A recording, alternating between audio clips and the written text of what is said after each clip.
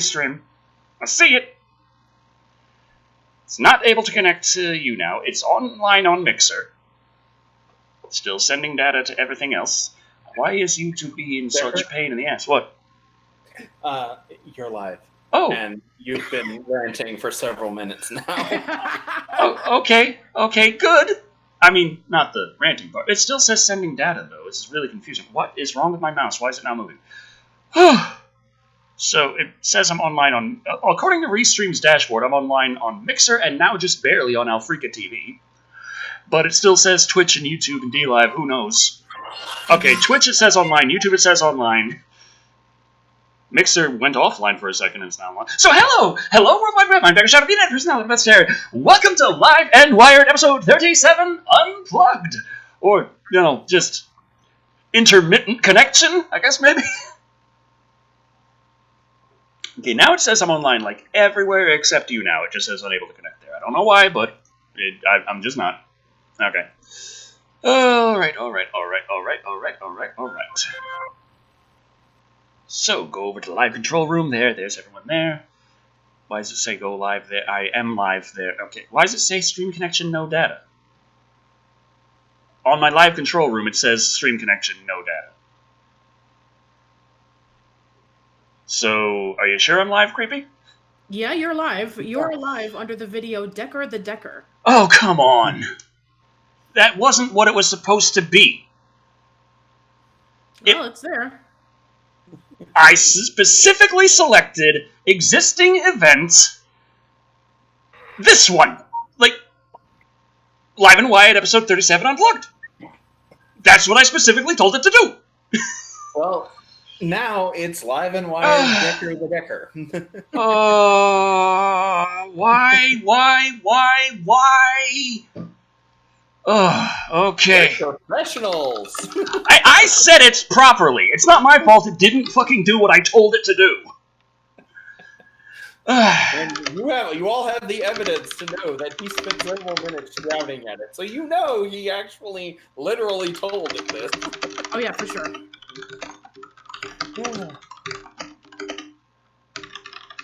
Day 3 of YouTube issues. Yep. So I just sent a message to them. Yeah. Darth Necrosis says, YouTube is screwed up. I found out earlier that I got unsubscribed from Creepy. Wonder why I hadn't gotten any notifications, though I thought he went offline for a bit. Okay. Nope. Although I've heard people saying that they've had problems with that on both YouTube and Twitter. So... Oh, yeah. I've been having Twitter issues as well. Guess I'll go back to try and get to my actual YouTube... I hate having to try and get the dang thing to... Why does it just not do what I tell it? It's a very simple thing. I tell you to do something, do it. It has a mind of its own. And it's a machine. You're supposed to have the settings, and then you put in what it does, and then it does what you put in, and that's how it works. But it just does what you put in like 3 weeks ago, and the things you put in right now doesn't fucking matter. No. Dave Bernstein wanted to know if you were typing on bongos. It's a mechanical keyboard. It's loud as hell. So, let's say, view in live control room. Yes. View this in the live control. We're going to get this eventually started. We have a comment from Moira Cronje, or Cronje, I'm sorry. Okay, so it looks like the viewer count is broken, fan. so I'll turn that off. Oh, I'm sorry. Sorry. No, it's okay. One of our viewers, Moira Cronje, or Cronje, I'm sorry. Hi, I'm a big fan, and I'm in the hospital, so I hope you get better. Oh, yeah, I hope you get better. Get well soon. Best of luck. I don't know how much that helps, but it's nice when people say nice things to me, so I'm gonna say nice things to you. It's nice. I don't know what is this helping at all? Probably not. Well, now that we're here, I guess we might as well just wing it and see what try to do the best that we can. True. Yeah. So, real quick, Android 21 Lola this is the effect of Terminator Dark Fate. Okay, I'm gonna rename the thing from Decker the Decker to what it's supposed to be. Live So and wired a little bit more. 37. And since someone already brought it up, why don't we discuss Terminator Dark Fate?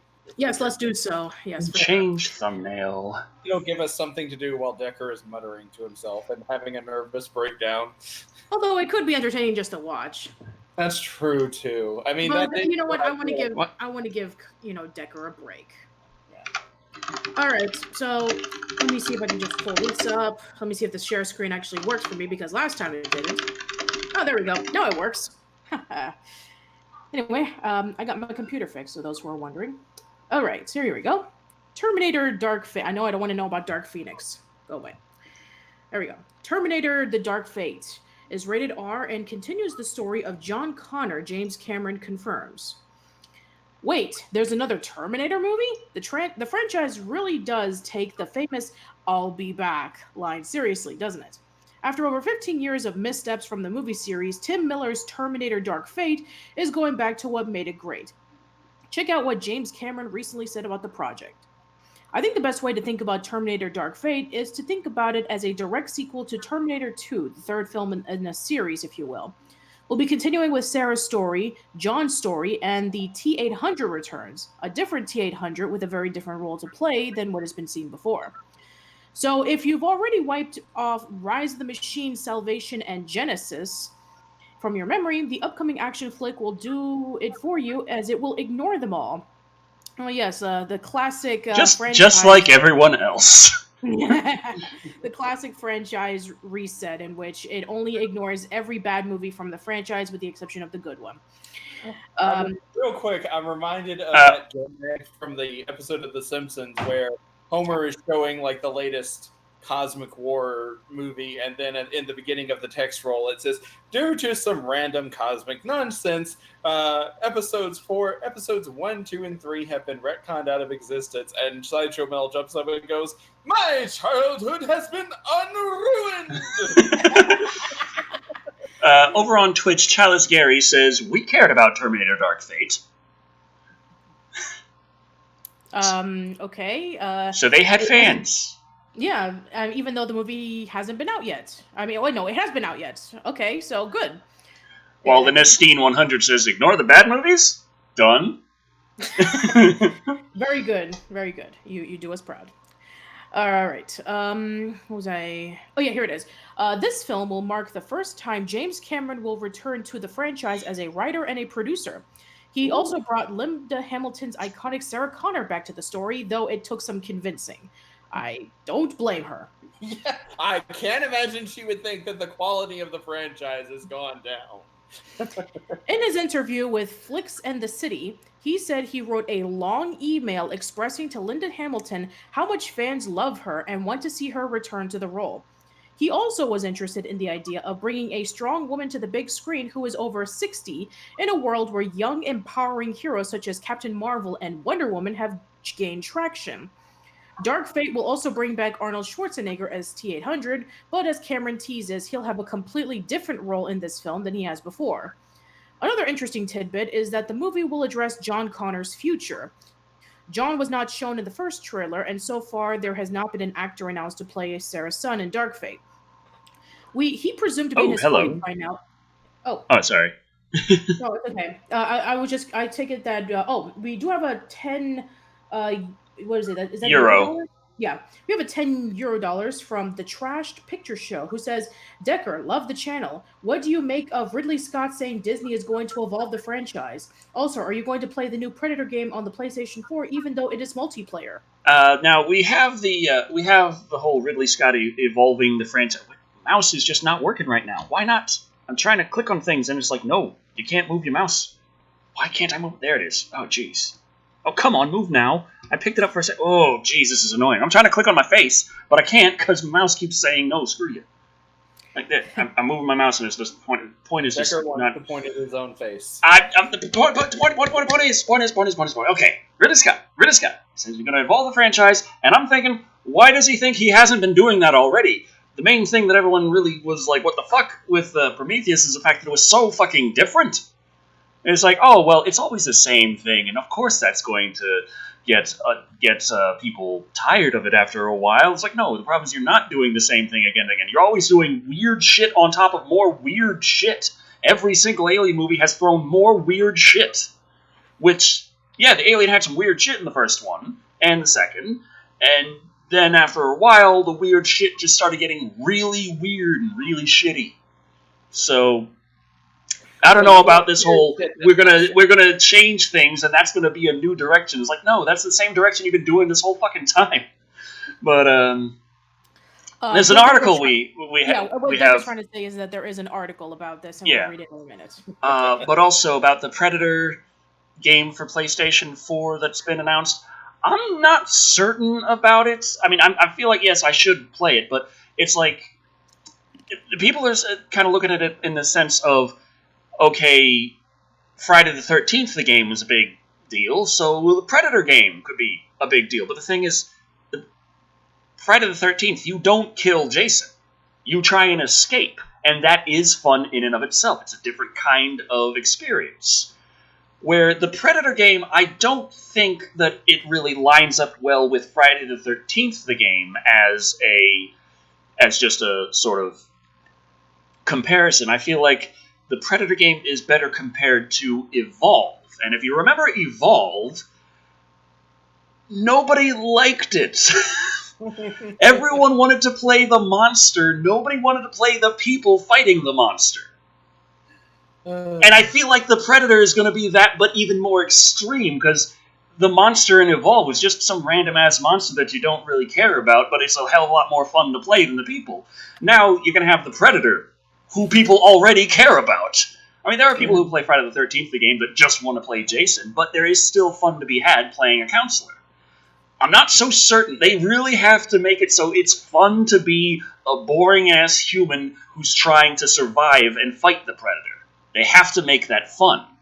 Fun enough so that if you are doing that, you're like, I don't mind not being the Predator right now and worrying for my life. It's my opinion there. Now, if only I could click on myself again. There we go. Hi. We have a $5 comment from Jacob Parmley, who says, can you do a summer of the Texas Chainsaw Massacre? Like the movies or the summer? Think the movies. Well, that would mean that I wouldn't go to jail, so I think possibly eventually. Or maybe I could just do the Texas Chainsaw Massacre by itself at some other point. I don't know if it could stretch out a whole summer. Maybe it could. I don't know. I mean, how many movies are there? Like, what, 5, 6? And there's the remake, the original.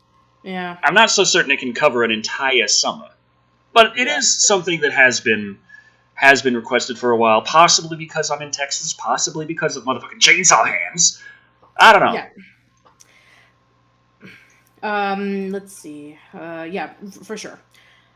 We have a David McGinnis says, ever consider reviewing Suspiria? Well, I actually gave Decker Suspiria on Blu-ray, the original, not the remake that came out last year. So that's up to him. Oh God, yeah. I'm sorry, but over on Twitch, Chalice Gary said, "Oh shit!" Now it just scrolled up, and mouse, come on, mouse.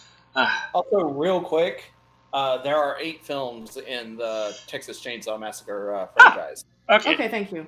Chalice Gary said that they should have used the soldiers from the original Predator movie and put them into the Predator game. And yeah, that would be something where, yeah, hell yeah, I'd like to see, everyone would want to play as Dutch, but still all the guys, all the different ones, hell, just, yeah, yes. Also, real quick, Big Nath Gaming dropped £5 and said, Decker, when is the next joint video with Creepy? Love the videos. Keep up the good work. You guys are awesome. Funny you should mention that. 5 years from now. 5 years. 5 years from now, yes. Andrew 21 Lola mentioned the movies of the Texas Chainsaw Massacre. There's 1, 2, 3, NG, Remake Beginning, 3D, and Leatherface. So thank you, Andrew 21 Lola. Okay, I'm going to see about fixing my mouse real quick, the only way I know how. All right. And but first I got to mute my microphone. All right. Now, go ahead, Creepy, in terms of, like, the next joint video with Decker. Well, since we were talking about the summer special and the next joint venture, there's something coming. All right, so there you go. So thank you very much for the question, Big Nath Gaming. Right. And at least it better be if Decker knows what's good for him.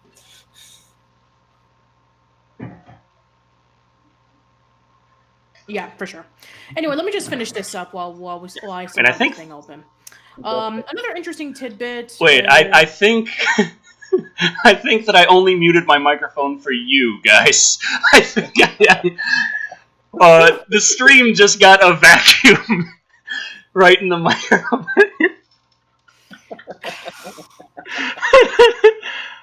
Live and wired. We're professionals. Sorry about that.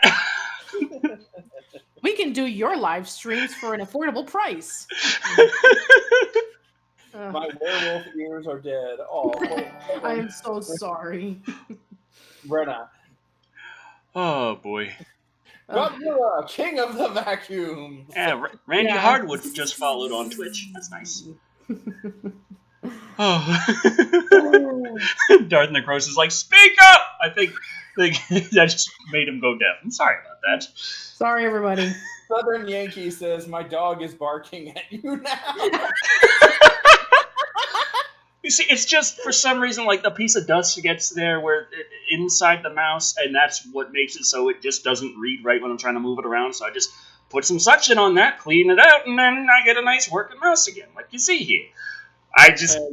the price of which is to deafen several people who are listening. Yeah, just headphone warning. A little late, I know, but still there. Yes, for sure. Okay, whew. Okay, I'm gonna finish this up. James Cameron continued by explaining how Dark Fate will feel more related to the series' first two entries. I think tonally what makes this a direct sequel to T1 and T2 is as much about the tone as it is about the narrative. It's R-rated, it's grim, it's gritty, it's fast, it's intense, it's very linear. The whole story takes place in 36 hours. It's not this kind of grandiose, complex story. It focuses on the characters. It's very now, it's very present, and it's a fast, white-knuckle ride. Yes, what made the first two Terminator movies great were how intense they were as Sarah Connor had to escape and fight against the lethal Terminators trying to kill her and then her son. In Dark Fate, Mackenzie Davis Grace and Sarah Connor will be protecting Natalie Ray's daddy from being hunted down by Gabriel Luna's new Terminator. James Cameron went more in depth about the movie's story with these words. The principle of our movie is that there is an inevitable conflict. I'm sorry, just all the comments. People, Skull Crusher's telling me just use a can of air. Chewy Not Crunchy says my wife heard a vacuum and came to check on me.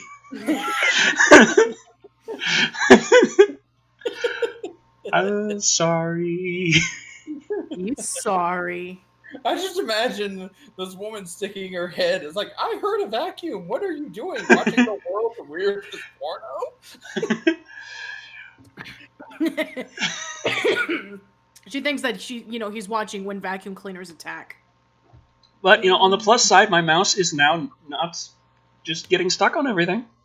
Great. Fantastic. Yay. Little victories. All right. I think that that's pretty much. I'm not going to finish this. So, yeah, I think so. Yeah, Terminator Dark Fate's going to be rated R, going back to the original roots. So, there you go. I'm sorry. Right. Patricia, that just sort of ended badly.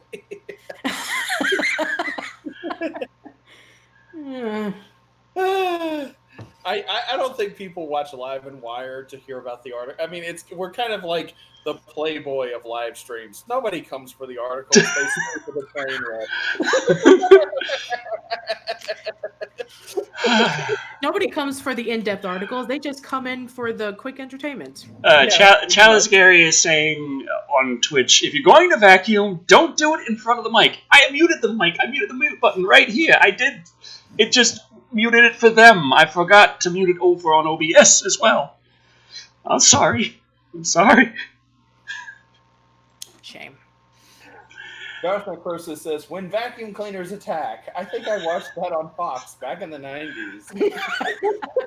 Yes, for sure. Sounds weirdly familiar now that I think about it. I need to go look this up later. I think that was like an Amanda Show skit. Yeah. When they always talk about like when things attack, when the Brady Bunch attack, when the old ladies attack, when cheerleaders attack.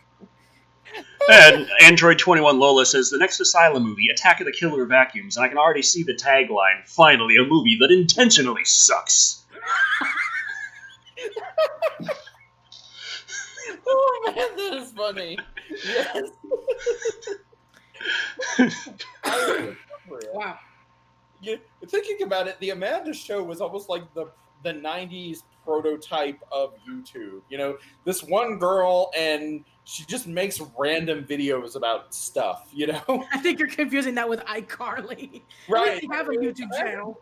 The Amanda Show was like the prototype to iCarly. Hi, Yeah, I'm pretty much. I just make weird videos. Like, Oh yeah, for sure. like you said, when things attack. I am reminded of the Gravity Falls episode where they were parodying like Z-grade movies. You know, the Whittlest Vampire, the Planet People of Planets, Ghost Turtle, the Man Who Had No Taste, Attack of the Exclamation Points. Oh yeah, for sure. Yeah, and I just remembered watching that part, and I was just like, I'm sick. There's something wrong with me because I instantly want to watch all of these movies. It's like the show within the show. I know. Okay, so Trying to get back to what we do. yeah, some of the time. thinking Yes. there's the topic, the show topic, Unplugged, where we got the title from the problems that happened last time, namely the fact that there was a huge freaking power outage over here, and I really couldn't do nothing about it. So Live and Wired kind of got canceled for the last episode, but now trying to get everything back on schedule. Everything's all nice. It took until now to get the next one out, but yeah. But in that same time period, a lot of things seem to have also been kind of either unplugged or unplugged and plugged back in. Yeah, for sure. So let's talk about what has been pretty much every single person's opportunity to mock and laugh and just put into the point in which they need to delay it because everybody hated it. Oh yeah, Chewy Not Crunchy says no plug issues with the vacuum. All right. There's no plug issues. It's wireless. Well, I mean, there's a wire. It's plugged into right there, where it's on the charging thing. But point is, I can just take it and suck all day. Yeah. He said it. Me. Yeah. Okay, Sonic. I feel like everyone's going back and just playing that over because they're still saying how they can't hear. But maybe it's because they are really. I did actually deafen them, and I mean, you don't come back from that. Mm-hmm. All right, so yes, one of the things that was unplugged, sort of sense, is the Sonic the Hedgehog movie. It's official. It has been pushed to 2020, so I want to have the honors of this one. I guess I'll do it. All right, go ahead. I have the highest tolerance, apparently. Don't worry, there's no Chucky news this week. Oh, good. Thank you. So instead we have... People have been asking a lot for the summer of Child's Play. Have they just been asking for it, or have they been specifically asking that I review it with you? I assume that is just kind of rolled into it. John Ratsey saying, Chucky news! Chucky news! No Chucky news this week. We already covered everything that is, up to date, so sorry. And the Nestine 100 is asking, when did Patricia get a new camera, or did the power issues fix the old one? I got it fixed, so thank you, the Nestine 100. I was able to get my computer fixed. I got some new antivirus software. I was able to get my drivers a little bit more cleaned out with stuff that I didn't need anymore, so it runs a lot more smoother. And I got my camera fixed, so yay! I can finally see you guys, and you can see me. Awesome. And Southern Yankee saying, "Quick, everyone, send creepy Chucky pics." No. No, we want Creepy to be alive, at least alive enough so he can be able to read this Sonic article. Gotta finish fast, but not that fast. Director Jeff Fowler has announced that Paramount has delayed the release of Sonic the Hedgehog by 3 months to allow the visual effects team some more time to work on a character redesign. And they think this is going to happen in 3 months. Like, maybe if they don't sleep. Earlier this month, following criticism of Sonic's design, imagine that, criticism of a design that looks like that, in the first Sonic the Hedgehog trailer, Fowler promised they would work on a new design for the character. This prompted some criticism about whether this would put undue pressure on the visual effects artist, giving them less time to finish the movie. It's almost just like there's a word for that, like time where things just kind of crunch. Jeez, what is it? I can't remember. Now, the director has announced on Twitter that the movie will be released on February 14th, 2020 instead. Aw, how romantic. Going with your loved ones on Valentine's Day to watch Sonic the Hedgehog. Mm-mm-mm. And then coming out of it and saying, see, our lives don't suck all that bad. Being together is much less horrible than having to watch that movie. Or alternatively, stay with me or I'll make you go see it again. The whole situation has prompted a larger conversation about fandom, criticism, and the way visual effects artists are treated in the industry. We recently talked with some VFX artists about what it would take to do a redesign of Sonic the Hedgehog character. Based on suggested changes that have been supported by fans, they said they could take it somewhere up to 3 months to get the character ready to put it back in the movie. Delaying the movie 4 months might still make things tight, but it seems like it would give the artist more room to work with. Although I feel Fowler's joking hashtag about his VFX artist was a little, well, gosh. Yeah. Incidentally, no, that's not on here. Sonic the Hedgehog is now coming out on Valentine's Day 2020. No better way to celebrate true love than by watching a running hedgehog, right? Godzultron1313 on Twitch says, I think the people who are making the Sonic movie, they only care about his design, not the story and stuff. Plus, video game movies are never good. And I think that's the thing that I'm just kind of confused. It's like, yeah, the design of Sonic was not Sonic. No. But also, we've been following this movie since the first little rumors about it from a hip-hop website. Yes. Which I can't help but feel like maybe they got an exclusive leak kind of deal thing? That would explain Gangster's Paradise by Coolio playing in the trailer. It's like, let's have these guys, like, over here get a little hint of this. And I'm just... The whole time, I've back then I was like, is this some kind of, out-of-season April Fool's joke?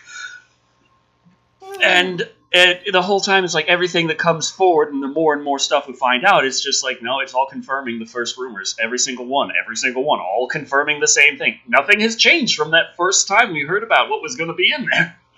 And so, just hearing, oh, well, they're going to make Sonic look like Sonic now, it's like, I'm sitting there like, that's really not going to change the movie, though. No. Yeah. I mean, we already know what the plot is going to be. It's going to be a buddy cop movie. We have James Marsden as like the police officer, and he's teaming up with Sonic so they can stop Dr. Robotnik for, doing like some sort of evil plan involving with, Sonic, running around, and Robotnik wants to get it for energy and for an alternative fuel or something, and Jim Carrey's portrayal as Robotnik seems to be going through like a gradual change. Like you see him in the beginning of the movie with the military guys with like the mustache and the glasses, and then he starts turning into the Robotnik that we would know with the bald head and such. So Sneaky Cheeky Cubone has just followed on Twitch. Welcome, Sneaky Cheeky Cubone. One of the things about it is a lot of people seem to say, Jim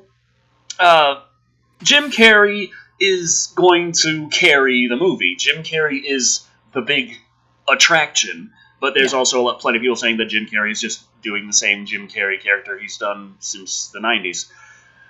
And I'm thinking, like, well, can remember one movie where it was done with Jim Carrey, and then they made another movie that was very similar in tone, very similar in art style, very similar in focus and direction and everything, but they had a different guy, and everyone hated it completely.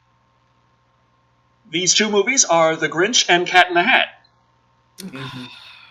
Cat in the Hat, with what it put forward, is very similar to the shit they did to The Grinch, but The Grinch was Jim Carrey, and a lot of people just say The Grinch is, one of the greatest movies made.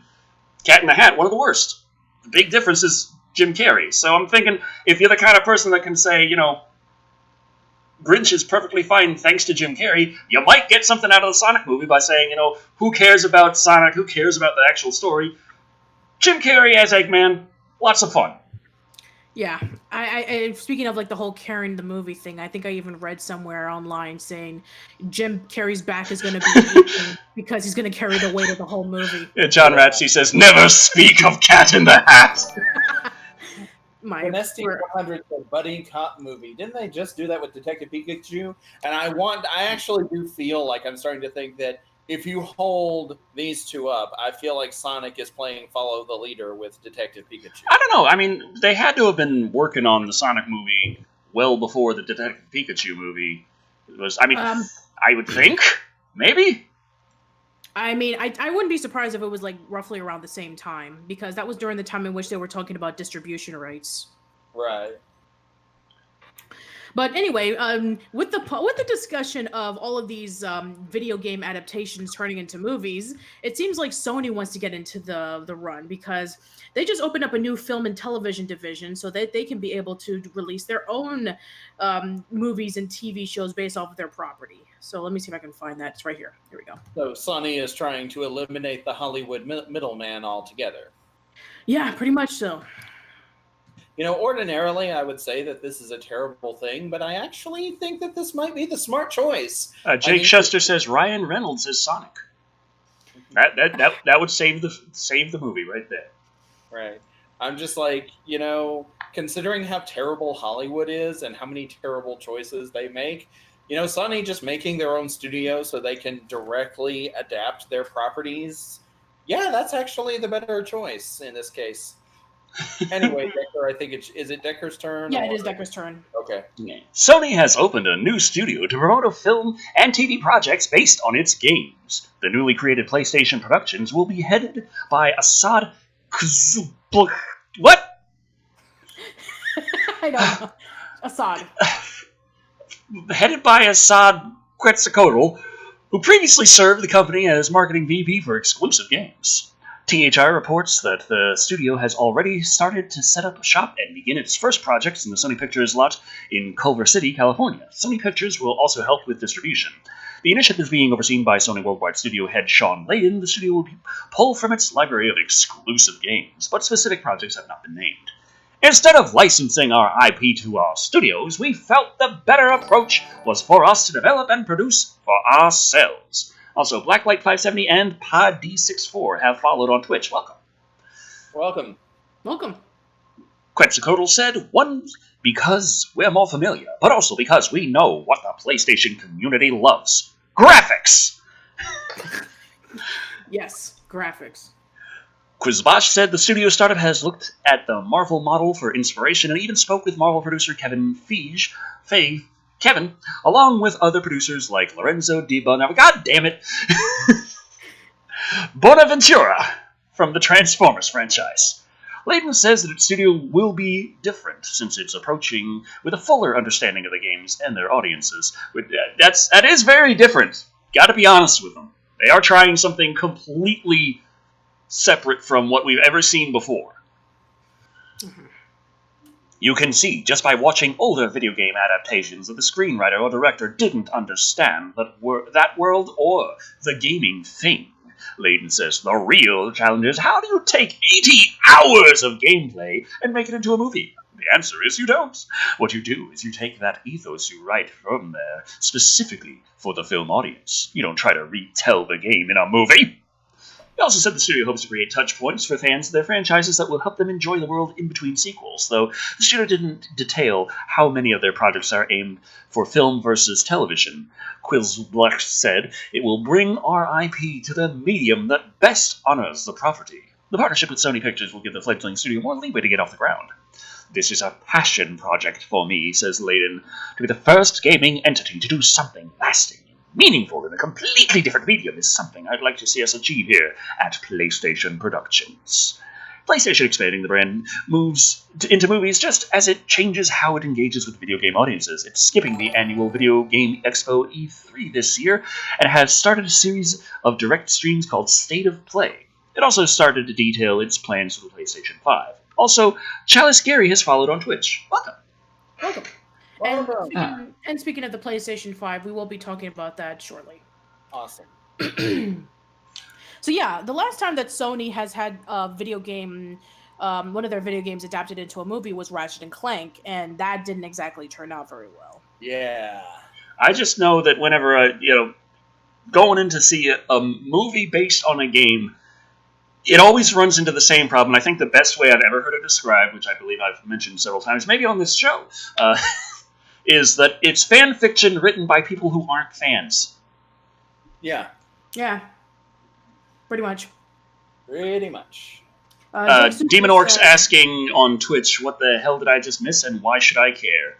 We were talking about PlayStation, Sony making a PlayStation division specifically for movies, which they already have movie licenses and movie studios and music and all that. They're just saying, hey, if we're going to make movies based on our games, we're actually going to make them rather than just find someone else who has no relation with the game to tell them to make the movie and then they watch them fuck it up.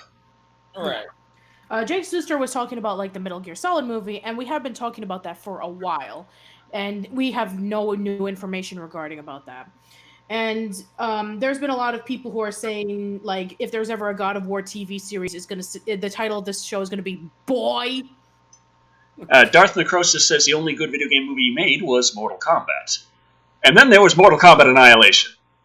There is going to be another Mortal Kombat movie, by the way, who's I think is going to be produced by James Wan. We'll probably talk about that later, but and then a lot of people argue about what about the Pokemon movies? Those are video game adaptations of them, brought into movies, but they're not like direct adaptations. True. Yukis Simao on YouTube is asking, what channel on Twitch is this on? This is on Decker's Shadow. Mm-hmm. Should be relatively easy to find. It's the one streaming right now, this particular thing. Yeah. Iron Baron says, Sony will inevitably make an Uncharted film. They've been trying to do an Uncharted film for a very long time. Many years ago, if they would have pitched an Uncharted film, it would have had Nathan Fillion. Speaking of which, we actually did discuss about this in Live and Wired a while ago, in which there was an Uncharted film on YouTube that had Nathan Fillion as Nathan Drake. So if you're interested, you can look that up on YouTube.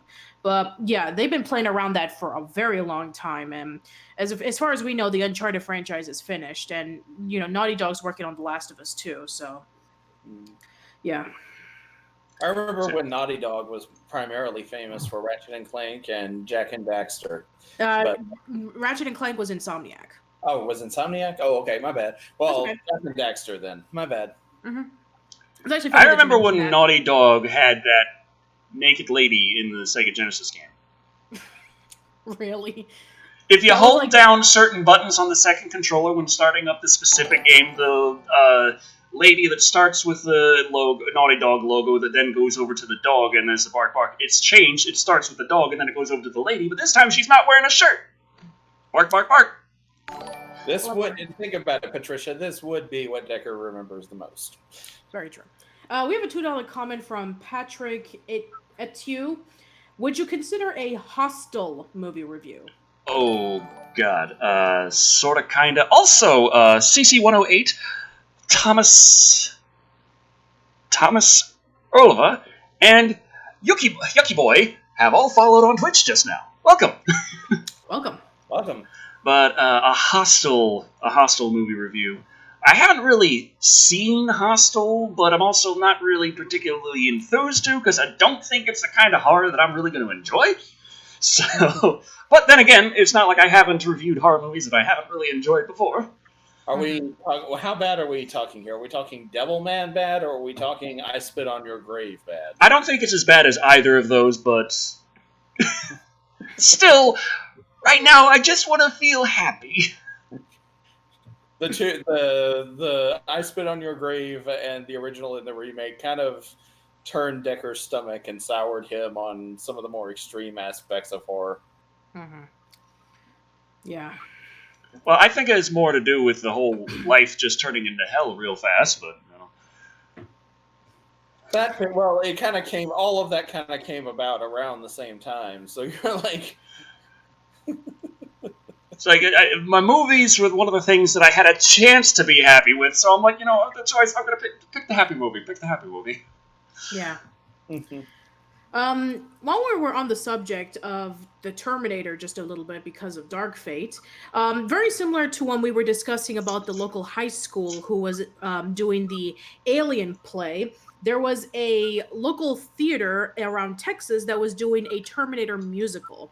So I'm just going to pull that up really quick so that we can be able to take a look into that. So hold on just 1 second. Here it is. Got it. Okay. Here it is. Texas theater troupe brings Terminator the musical to life. Come to this musical if you want to live. And this was from like a while If they ago. don't do the time warp in this, I'm going to be very disappointed. All right, it's my turn. Yes, the cybernetic organism living tissue over a metal endoskeleton, first made famous by Arnold Schwarzenegger in the 1984 movie of the same name, has been made into a musical set to debut this weekend at the Fallout Theater in Austin, which sadly it happened weeks ago, so you can't see it. Terminator the Musical is the brainchild of Brianna Bietz, who wrote and directed the stage production, which is a mashup of the original movie and its sequel, Terminator 2 Judgment Day. A few years ago, I said as a candid joke to a friend, hey, wouldn't it be funny if there was a Terminator musical? Bietz told Local10.com in an email, and then I just started writing it. Bietz has been a longtime fan of the Terminator franchise. I've always loved the films, especially the original Terminator and Judgment Day sequel, the two films covered in the musical. But the fun for me was finding the less obvious through lines about love, family, and time travel situation awareness and playing with those elements, bringing them to the forefront, Bietz says. Sarah Connor is one of the most badass action movie characters, and the Terminator is one of the few characters to successfully make the transition from villain in the first movie to good guy in the sequel. While Bietz is pursuing a Master of Fine Arts degree in New Orleans, she's also collaborating with theater professionals, rewriting the show and developing local arrangements for the numbers. I spent a chunk of time workshopping this show in New Orleans, Bietz says. Without the incubation period and input of some very creative musical directors, it wouldn't be the show that it is now. Bietz says that she wanted to pay homage to the franchise and have some fun with it. It's also a parody and homage to, same thing, to the musical theater in general, she said. We run the gamut on a variety of iconic theatrical song and dance styles that the genre is known for. Our driving force has been the idea of melodrama, so as to take it so seriously that the humor comes from the emotional portrayal. There are also three ensemble ladies. We call them the Termatrixes, that function as a hyper-aware element of the show, much like the three fates or how Crystal, Ronette, and Chiffon serve as Greek chorus in Little Shop of Horrors. Each of them play different characters and are murdered in different ways throughout the entire musical, equal parts sexy and murderous. And this is the poster right here. Terminator the Musical, Fridays and May 8th, Saturdays and May 7th. And it's around Austin, Texas in the Fallout Theater, but sadly it's not there. But you could see the trailer. The trailer's on YouTube. Awesome.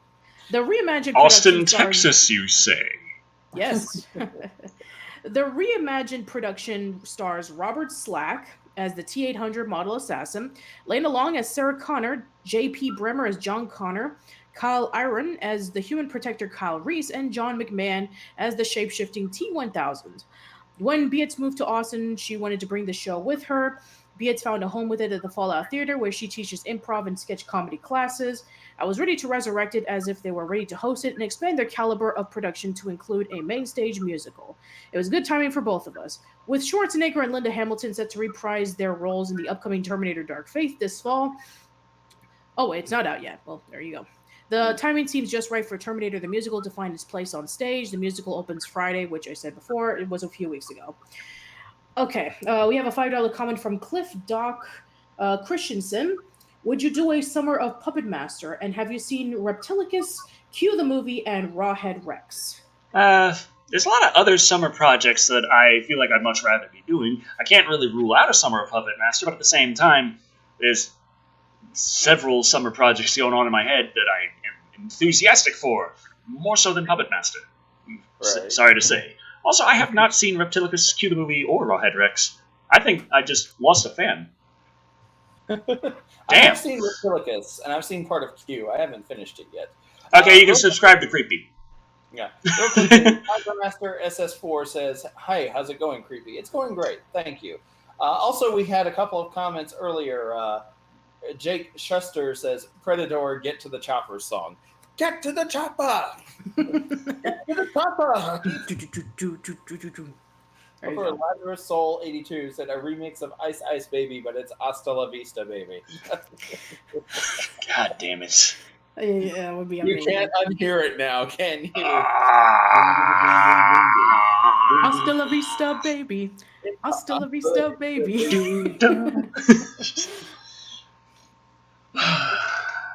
Brianna Roberts asks, Decker, would you rather be a werewolf or a werecat? What's a werecat weak to?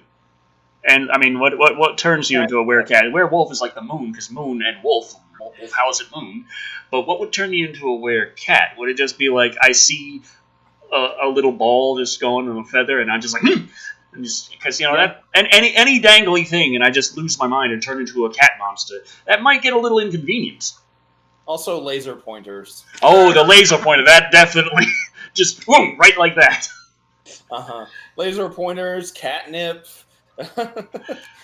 any dangly aspect, which means you will never be able to look down in the shower again. Bouncy balls. Bouncy balls, yes. Bouncy balls. You know, the little balls that bounce across. Just to specify, I'm talking about the balls that you bounce across the floor. Yeah, those. You'll feel this uncontrollable compulsion to shape shift and chase after them. Mm-hmm.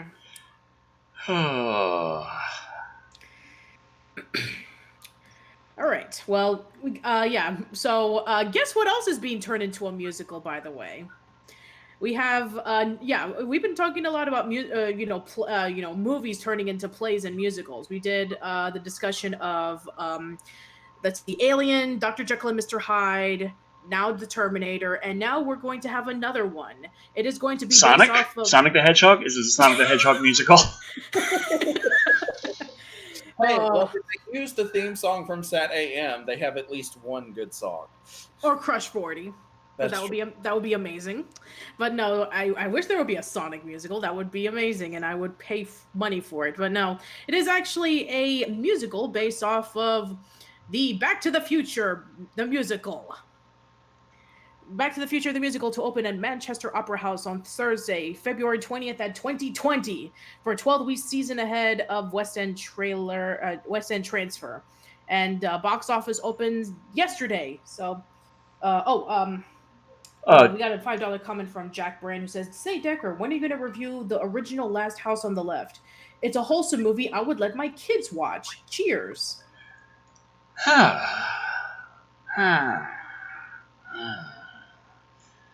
I just say it's the original, which means there's more. Mm-hmm. And I'm going to look at the new one, and I'm going to be like, this isn't quite as good, but it's also better. So is it my turn to read, by the way? Mm-hmm. Okay. Oh, God. Jay, for instance, says, next, Phantasm, the musical. We'll keep you posted if it happens. Go to the funeral home. Back to the Future, the musical, to open at Manchester Opera House on Thursday, February 20th, 2020. So 2020. I get, they're 5 years too late for 2015. For 12-week season ahead of West End Transfer, box office opens 10 a.m. May 24th, 2019. Producer Colin Ingram, Ghost, the musical, and the creators of the film Back to the Future, Robert Zemeckis, thank you, and Bob Gate, are delighted, no less, to announce that Back to the Future, the musical, will open at the Manchester Opera House on February 20th, 2020 to a strictly limited 12-week season, finishing on 17th of May prior to transferring to the West End. The box office will open at 10 a.m. on Friday. I just already said this. Basically, it's just repeating everything that was said in the title. Yeah.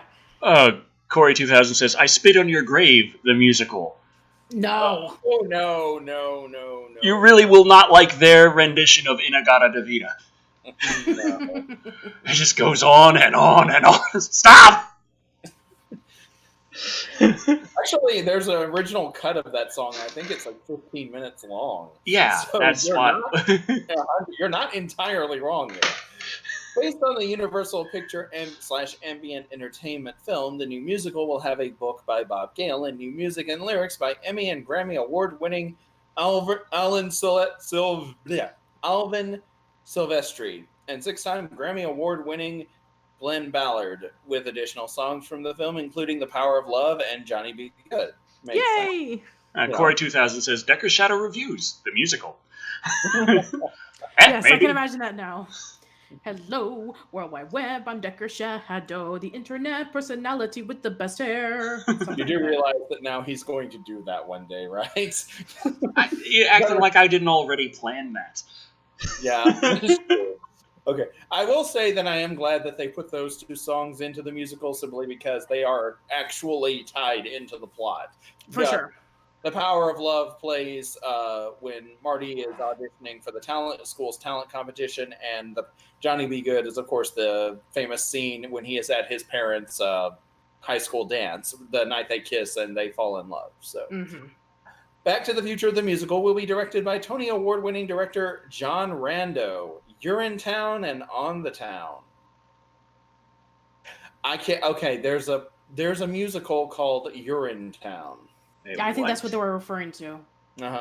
Alongside the multi-Tony and Oliver Award-winning design team of Tom Hatley, set and costume design, Hugh Vanstone lighting, and Gareth Owen sound, and Finn Ross video, with choreography by Chris Bailey, illusions by Paul Keeve, and musical supervision and vocal arrangements by Nick Finlow.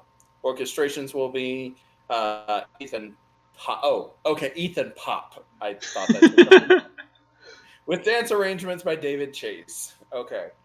Now we've gotten through the mundane parts of it. The role of Marty McFly will be played by Ollie Dobson, whose previous West End credits include the original cast of Bat Out of Hell, the musical, and Matilda. Actually, I've heard that the Matilda musical is pretty damn good. Android 21 Lola says Devilman the musical, or Akira the musical. We'll be talking about Akira in a minute, by the way. Oh, awesome. Yeah, right. Further casting to be announced. Back to the Future, the movie, was released in 1985, starring Michael J. Fox as Marty McFly and Christopher Lloyd as Dr. Emmett Brown. The film grossed $360.6 million, at the box office worldwide, and the total box office for all three films in the Back to the Future franchise was $936.6 million. Darth Necrosis says, don't even joke about Akira musical. And I'm just thinking, like, the last 40 minutes of the musical would just be, what the fuck is that? What the fuck is that? What the fuck is that? Tatsuyo Kaneda. What is happening? Why is his body growing so large? I am directly beneath the enemy scrotum. Anthony Watson says, that long-haired creepy guy, the musical. Today we're going to be reviewing Gem Chibi Thulu. Come on, let's go. All members of the original cast of the film are excited about the new musical version. Christopher Lloyd, who played Doc Brown, said, ever since Bob Gale told me about this, I have been eagerly anticipating it, and in particular, wondering what it will be like to hear Doc Brown sing. So I'm really looking forward to attending the opening in Manchester to experience our wonderful movie as a musical. I'm only sorry I don't have a real time machine so that I could see it tomorrow. Also, I forgot to read this part. Marty McFly is a rock and roll teenager who is accidentally transported back to 1955 in a time-traveling DeLorean invented by his friend, Dr. Emmett Brown. But before he can return to 1985, Marty must make sure that his high school aged parents fall in love in order to save his own existence. Yeah.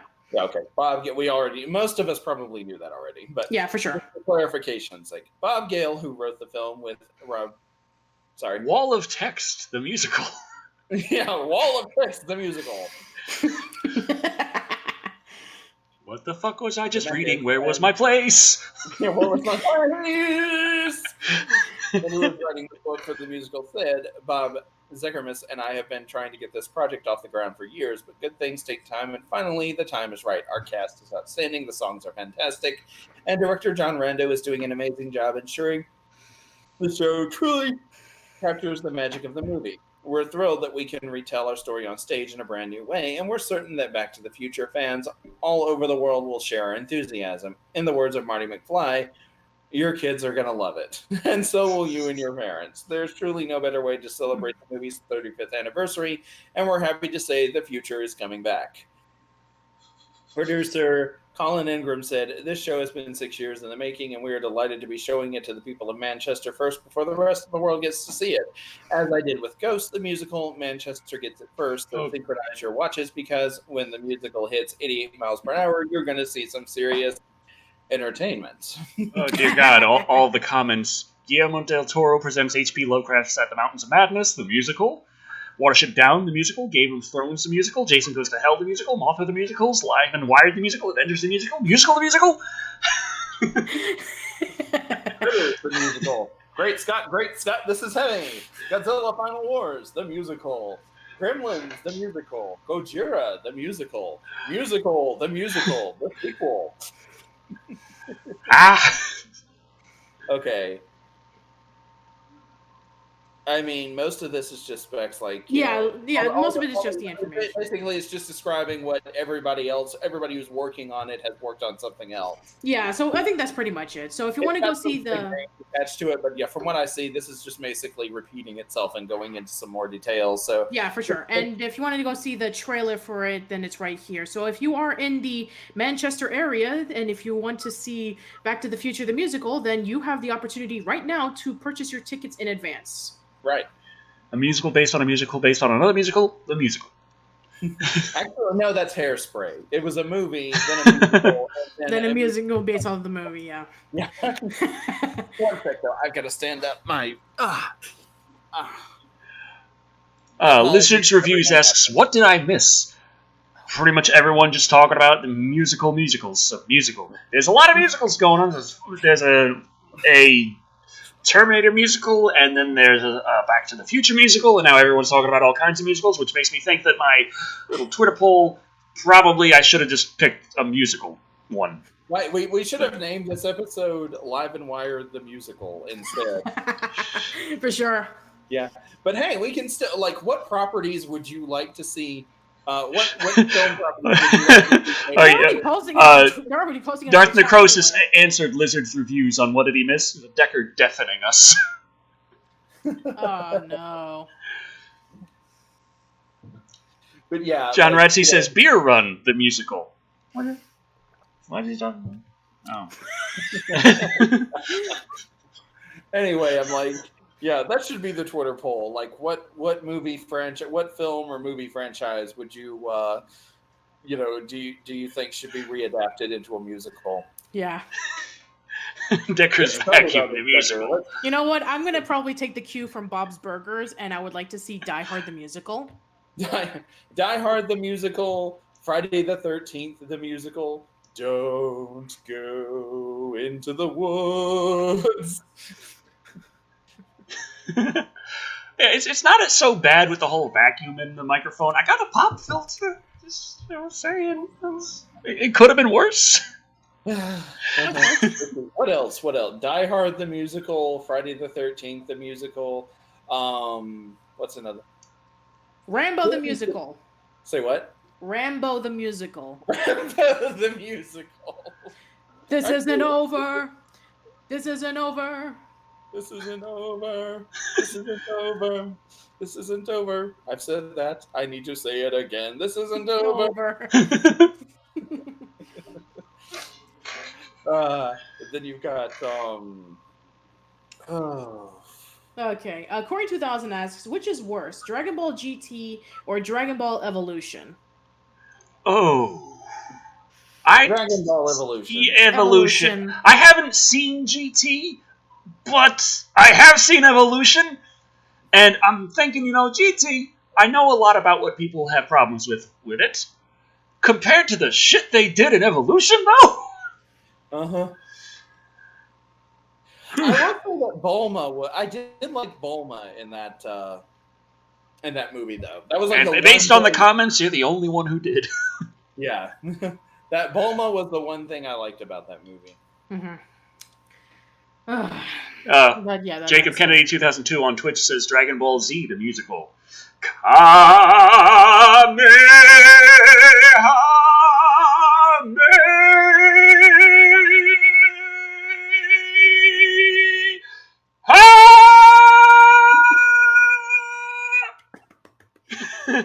Well, this is Japan. Japan has been known for adapting their anime into musicals. There's a Sailor Moon musical. There's going to be a Naruto musical, and that somehow knocked out my restream chat. So I'm not too surprised if there was an attempt of a Dragon Ball musical, because let's be honest, that Japan and Toei Animation loves to milk Dragon Ball. Iron Baron's like, my eardrums, Decker. Also, Dragon Ball GT, the musical, guest starring the Vacuum as Kid Goku. God. The conspired one says Human Centipede, the musical. Oh no! How do you do that? Like, is the guy in the back the one that's singing? No.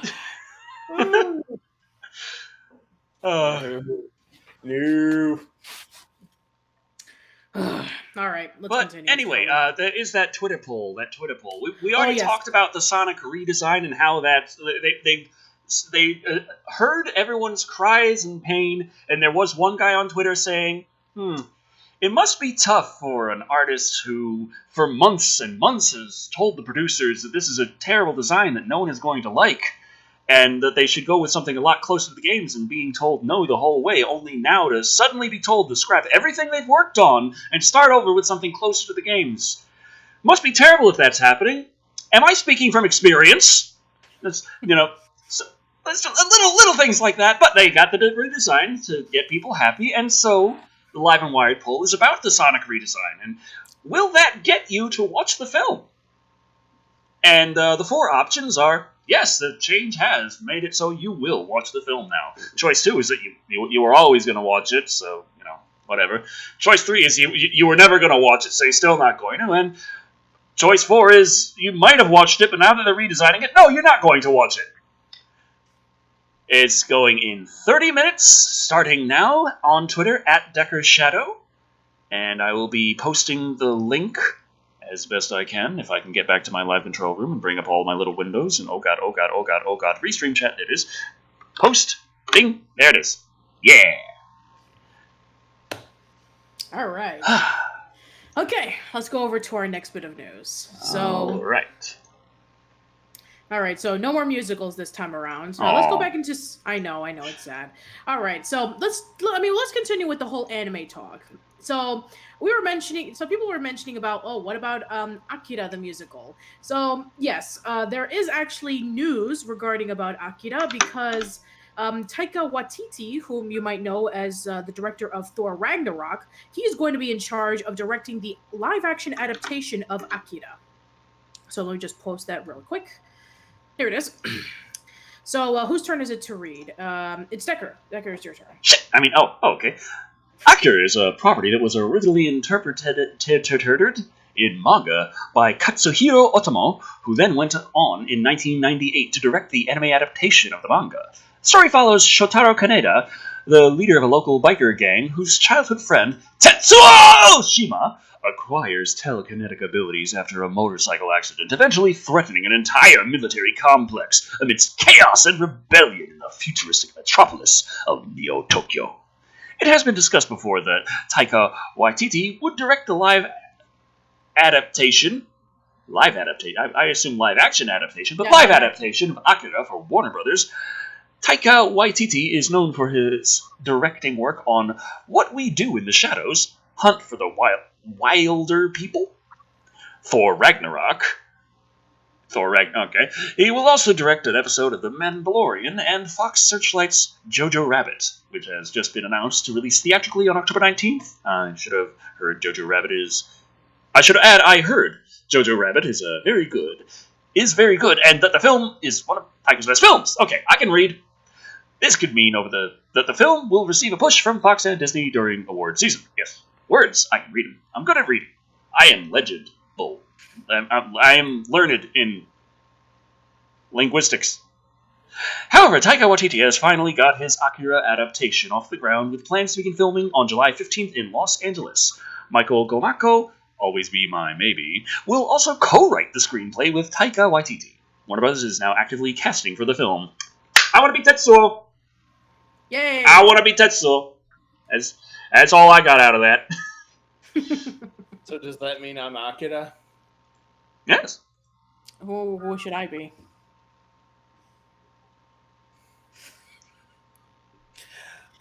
Okay. Unfortunately, Akira did not have a whole lot of strong female characters. That's like a major, mark against it. You got the one that got crushed to death. Like I said. Okay, fair enough. So yeah, that should be interesting. He has been, starting to get his name out there. He was known for his directorial films in, I believe, New Zealand, which is where he's from. And he was responsible for helping get New Zealand actors and actresses jobs in Thor Ragnarok because he wanted to, give back to his community. So he started to become slowly becoming a household name, especially with the discussion of Ragnarok, and he's going to direct an episode of The Mandalorian. So, yeah, it should be really interesting. If with Thor Ragnarok, it was very colorful and over the top, and I could probably see that in a direction like Akira. Sorry, I just looked. Okay, whoa. I got 27 votes already on the Twitter poll, so that's it's looking nice. It got retweeted. Yeah. That's nice.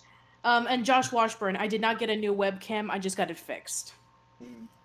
Jay Fernston says, "I'm the motorcycle." Anthony Watson says that they want to play Akira's pants. Android 21 Lola says, and creepy would be the giant sperm-covered teddy bear. Wait, you mean in the movie? In the movie. Oh, okay. Wow, okay then. Let's see. Angela DeRiso says, Kay was a pretty cool female character in Akira, actually. She worked as a spy and then as a proxy cyanotic fighter for the Esper kids. Oh, there you go. I can do that. That'd be awesome. Awesome. I couldn't remember the character's name. I was like blanking on that. I know the one. I think I know the one she's talking about, and I kept blanking on the name for some reason. Oh, Living Corpse says, Decker, what you described about the Sonic artist is exactly what happened to the guys working on the 1994 script of TriStar's Godzilla. The studio heads would not listen. Yeah, I think I know what they're referring to, because when they were doing various drafts of the Godzilla movie, they did have some ideas of various monsters that Godzilla would fight. One of them was a monster called the Griffin. There was early pitches for Ghidorah, and then eventually they just decided that, hey, Jurassic Park's popular. Let's see if we can try to cash in on that. So, yeah. I got an idea. Let's take Godzilla. We're gonna make a movie. We're gonna call it Godzilla, but Godzilla's gonna be a lot smaller, and he's pretty much gonna be a Tyrannosaurus Rex. Yeah.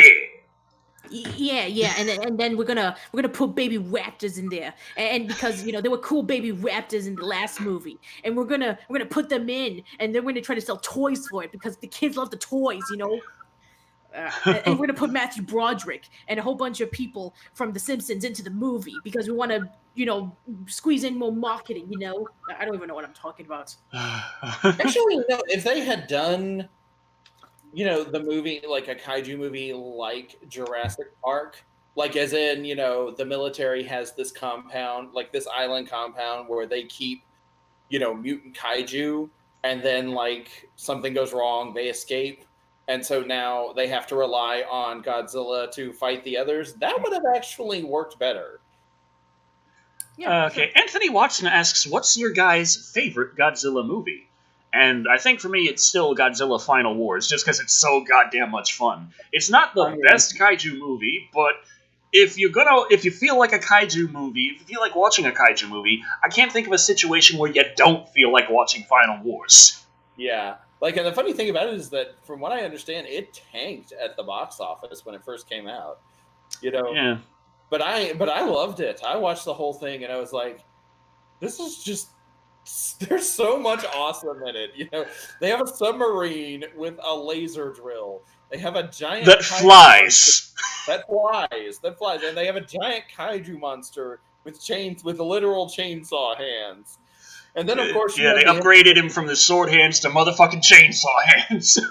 And then, of course, we have the scene. I didn't think that tuna head would be up for much. Next. X was like one of my favorite, I guess, would you call him a human character? Technically, he's an alien fish dude, but you never see his alien fish form. He's just like, you know what, I kind of like this outfit. Huh. Well, to be fair, there are a lot of alien X, because it makes me sound all mysterious. Sorry, Patricia. I haven't seen a lot of Godzilla films. I've only seen like a handful of them over the years. So to be determined. Final Wars is one of those where it's better the more of them you've seen in total, just because there are so many cameo appearances, and you're like, oh my god, it's him! Oh my god, it's them! Hey, they're fighting there for half a second, but still, he's there! So it's kind of like, I don't know, it's sort of Endgame without so much, story. I mean, you have a giant monster that crushes things. And boy, does he crush things. Brenna Roberts said, my favorite is the Rebirth of Mothra 2 review, where Creepy and Decker make out.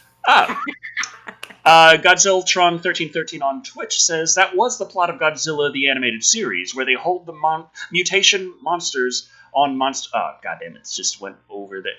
Hold the mutation monsters on Monster Island. There we go. I do remember that, actually. I did not...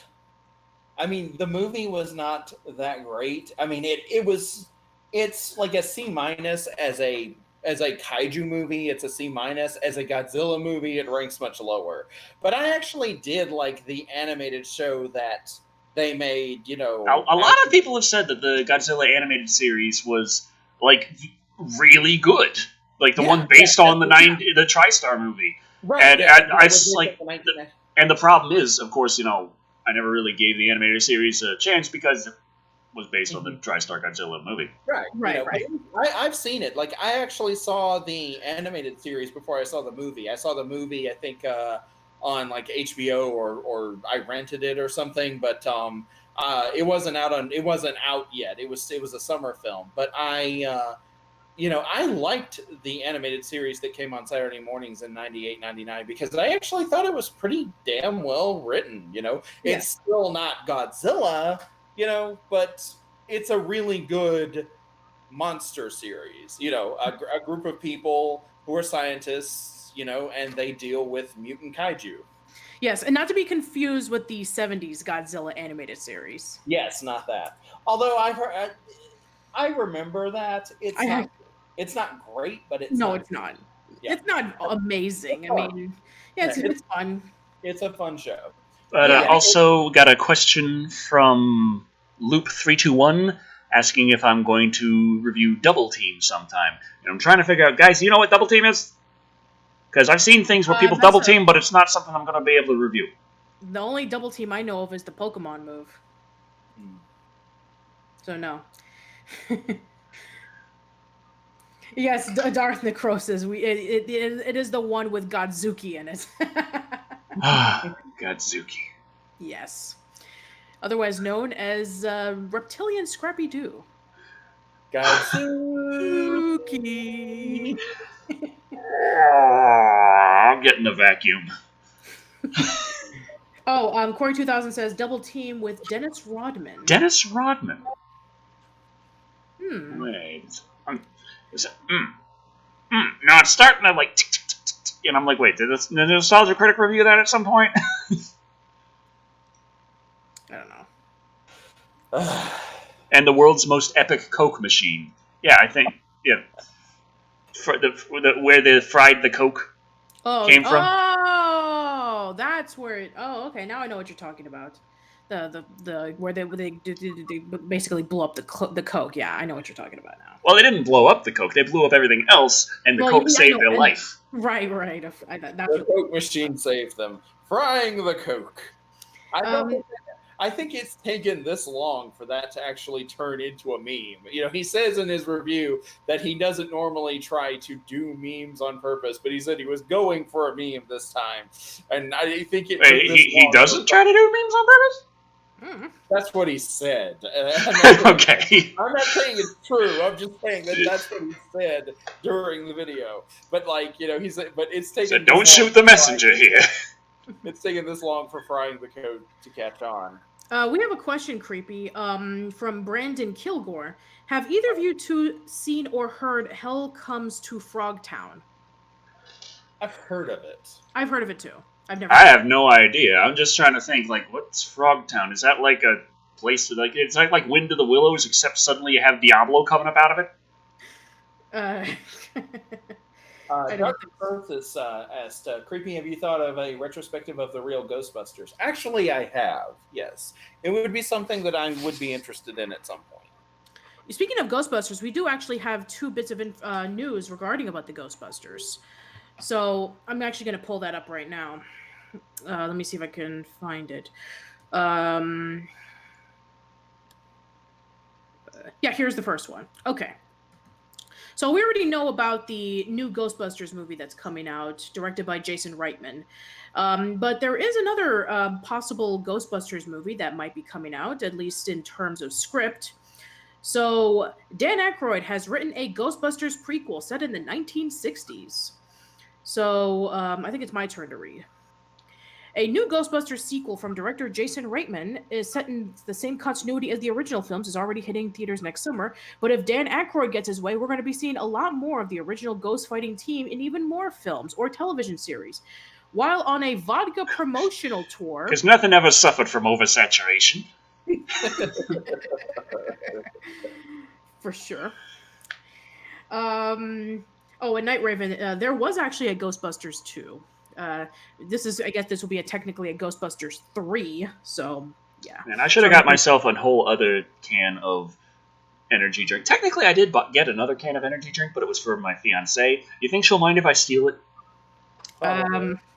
Probably, yeah.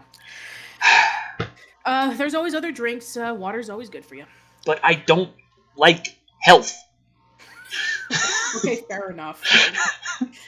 Okay, while on a vodka promotional tour, Aykroyd stopped to talk about the Canadian press about his involvement in Paul Feig's Ghostbusters reboot, Reitman's new Ghostbusters, and several projects he has in the works. The outlet writes, Aykroyd says he handed Reitman a script for a 1960s-era prequel, which would look at the teenage years of parapsychologists Peter Venkman, Egon Spengler, and Ray Stantz, played by Aykroyd. Here's how the actor described it. I've written Ghostbusters High, where they meet in New Jersey in 1969. Oh, that kind of high. Oh, Jesus. I was paying half attention, checking the Twitter poll and stuff, and I'm like, wait, what?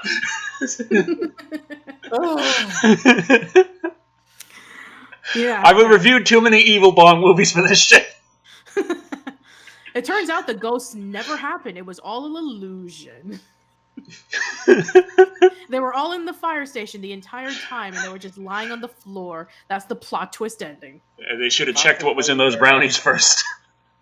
Although that would explain the scene where Ray Stantz received fellatio from a ghost woman. That would explain that a lot easier. True. Mm-hmm. For sure. Okay, probably as a glorified feature or pilot within the next maybe 5 years. And it would lead to a television project, and I thought of him immediately for that. It was on Reitman's desk, but that's years away from the current project. But it's a neat idea for a prequel. Imagine casting the 3 characters as teenagers. The 3 original Ghostbusters didn't meet Winston Zeddemore until they were all adults, meaning that Ghostbusters High would have to do some interesting work to incorporate him into the story, assuming it would try at all. While Aykroyd insisted this project is likely a while away for coming into fruition, he had even more to add to the Ghostbusters pile. We have other stuff after the Jason Reitman Hell movie. we have at least 1 or 2 other concepts for the Ghostbusters, and then we'll look at What doing the fuck is that? What? That thing on the lower left side of the screen. God, what is that? Okay, I'm gonna see if I can pause this. I can't pause it. What is this? What is it? Doom Patrol? This is not Doom Patrol. Oh God, no. It was a rat and a cockroach making out with each other? Is that what I'm trying? I'm seriously. I think the cockroach is just giving the rat a dental exam. I can't even pause it. I can't pause it. And now we have sharks. I'll take the sharks. Okay, I think that we can. I think we're done here. Okay, more Ghostbusters coming, possibly. God. Also, Dark Necrosis asked, where was it? Hold on. Okay. I wish they do an Extreme Ghostbusters movie. Love that show. I like that show too. Actually, the Extreme Ghostbusters is done by the same people who did the Godzilla, the series, the 1998 animated series. Dark Necrosis says, "Oh God, first my ears, now my eyes." I'm so sorry. Okay, let's go to another Ghostbusters news. There's no creepy things this time. Oh God, no. Okay. I actually said this before. Like I didn't love the 2016 Ghostbusters movie, but I didn't hate it as much as other people did. I feel like the biggest mistake was in making it a reboot. It should have taken place it should have taken place in like Chicago or LA or Miami or some other place other than New York. And it should have been like a franchise, like 4 women decide to buy into the Ghostbusters franchise, just a couple of lines rewrote will do that, and then they have their own branch of it. Easy peasy. But yeah. I'm sorry. Anyway, is it my turn, by the way? Yes. Yeah, I'm just looking at the chat. It's like Corey 2000 says Rat Roach Love is the sweetest love. Lazarus Soul 82 says Pornhub, never go past page 2. Shit gets freaky. Iron Baron says mild bestiality. And Brandon Kilgore says, well, YouTube algorithms will like this episode. Yes. The Ghostbusters are coming to Planet Coaster. Okay. Here you go. Thank you. Frontier has just announced its ambitious Planet Coaster Ghostbusters DLC for PC. The studio seems to be going all out for the new content pack to bring players an authentic Ghostbusters experience. The content pack is said to include a fully voiced narrative campaign featuring Dan Aykroyd and William Atherton. The Hangouts thing is blocking the rest of the article. There you go. Thank you. Yeah. Atherton themselves. It also comes with new in-game items such as the interactive ghostbusting ride called the Ghostbusting Experience and a Slimer-themed kiddie coaster called the Roller Ghoster. Actually, I think that was an episode of The Real Ghostbusters. Classic Ghostbuster characters also make an appearance, including Raymond Stantz, Slimer, the Stay Puft Marshmallow Man, and a few more surprise faces. Lastly, it includes authentic scenery pieces and sounds right out of the original film, such as the Ghostbusters HQ, Ecto-1, and Ray Parker Jr.'s unforgettable Ghostbusters theme. That last part is awesome, because I always did love that song. Yeah, for sure. Throughout the campaign, Dan Aykroyd mentions the Throughout the campaign, Dan Aykroyd mentors the players and helps them build their park and fight off ghostly issues that are thrown their way. Though nostalgia is a key factor in this DLC, players who have grown up without the classic movie can still find satisfaction in the campaign and build a strong coaster park with the new items. One thing that I have noticed is that the animated series feels like in the last decade it has gotten a lot more traction. For the longest time, I remember when anyone talked about Ghostbusters, it seemed like they talked about the movies more than the animated show. But it seems like since the 2000, like as the latter half of the 2000s came, like in 2008, I want to say really, the Ghostbusters animated series, it feels like has gotten a lot more love. Patrick Johnson is asking, yes, but can I send people careening to their fiery deaths in an Ecto-1 themed roller coaster car? And I'm thinking, if it's Planet Coaster the way I know Planet Coaster from watching Call Me Kevin, yes, you can, and then you can bust their ghosts.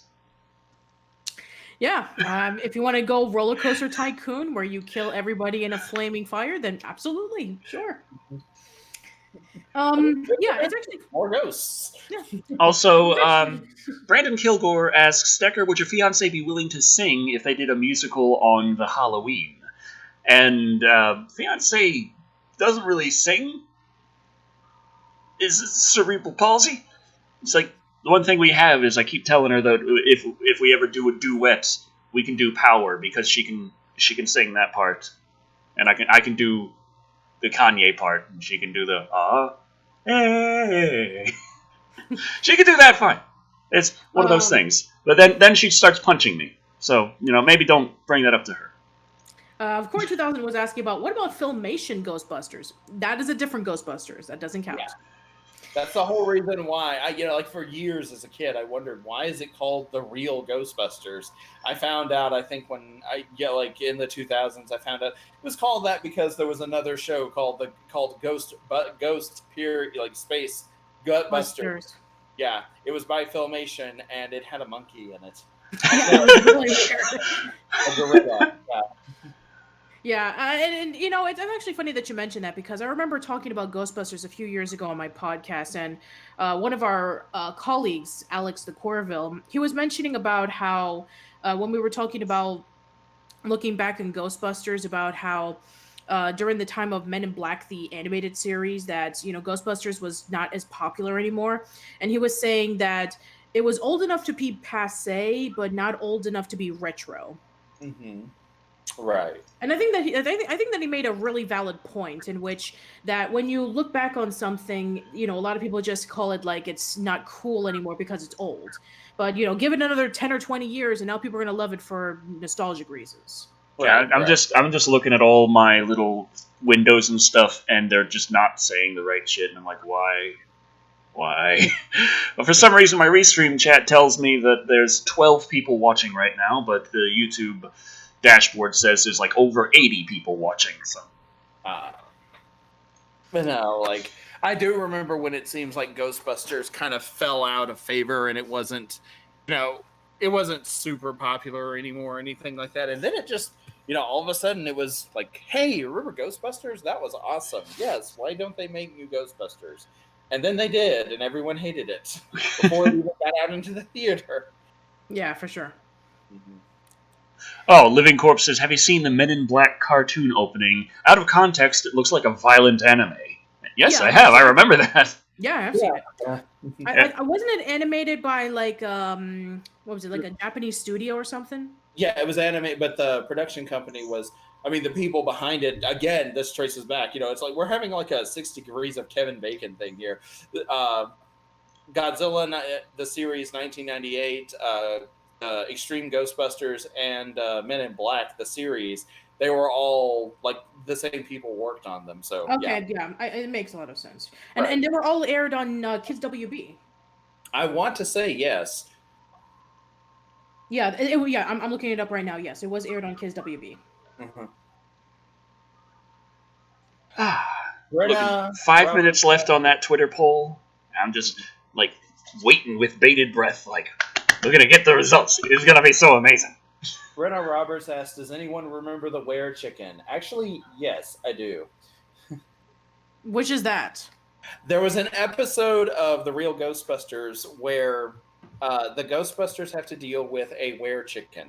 Oh, okay. Yeah, like when it bites Egon, and he turns into a Were Chicken. Ah.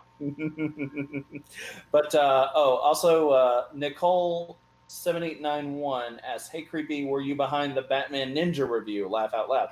Actually, no, I was not. That was Decker. That was his idea all on his own.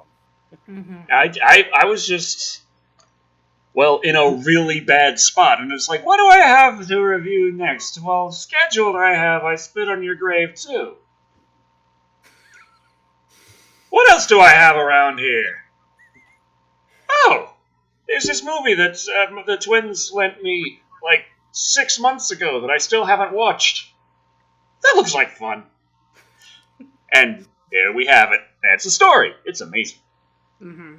Yeah. Brandon Kilgore asked, "Does anyone know if Swamp Thing is being made or is it canceled?" We discussed about this in the last live and Wired about a month ago, where they were doing the pilot, but then they decided to not do it anymore.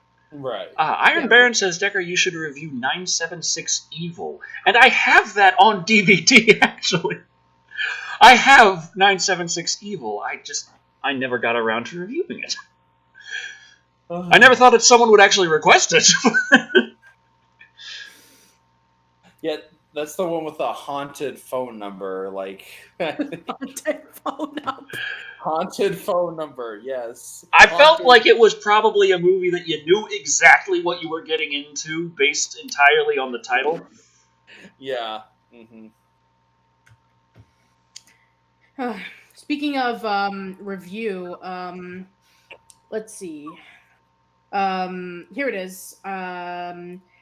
Decker, you should do Ghidorah the Three-Headed Monster from Anthony Hudak. You mean I should review Ghidorah the Three-Headed Monster, or I should do Ghidorah the Three-Headed Monster? Your choice. Well then, review it is.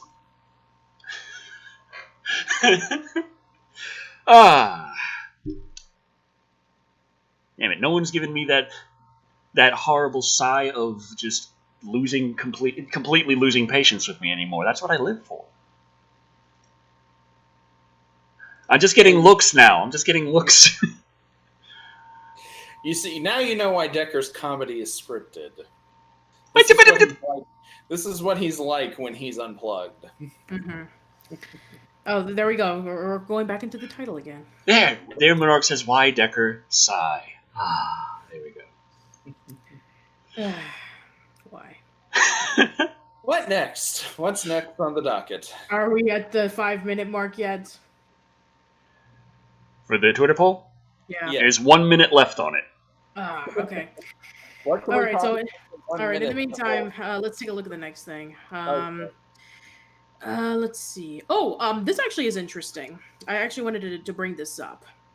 So we already discussed about Disney Plus a while ago because, Disney is going to start its own streaming site for about $7 a month and all that stuff. And we already know about all the upcoming projects that they're doing. They're going to be doing, the Star Wars series of Mandalorian. They're going to put all the Marvel movies there. They're going to work on a few live action remakes and all that stuff. So one that I did not expect to see.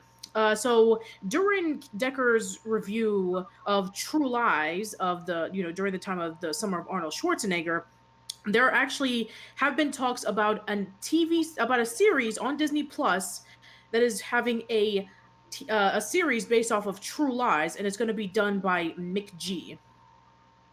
So, yes. I have no idea what to say about this. I did not know that there was going to be a series on Disney Plus based off of True Lies. I mean, after episode 1, wouldn't she know that he's a spy? I don't know. I guess. Also, well, first of all, wasn't True Lies, was that a Touchstone? Yeah, I think Touchstone is under the Disney.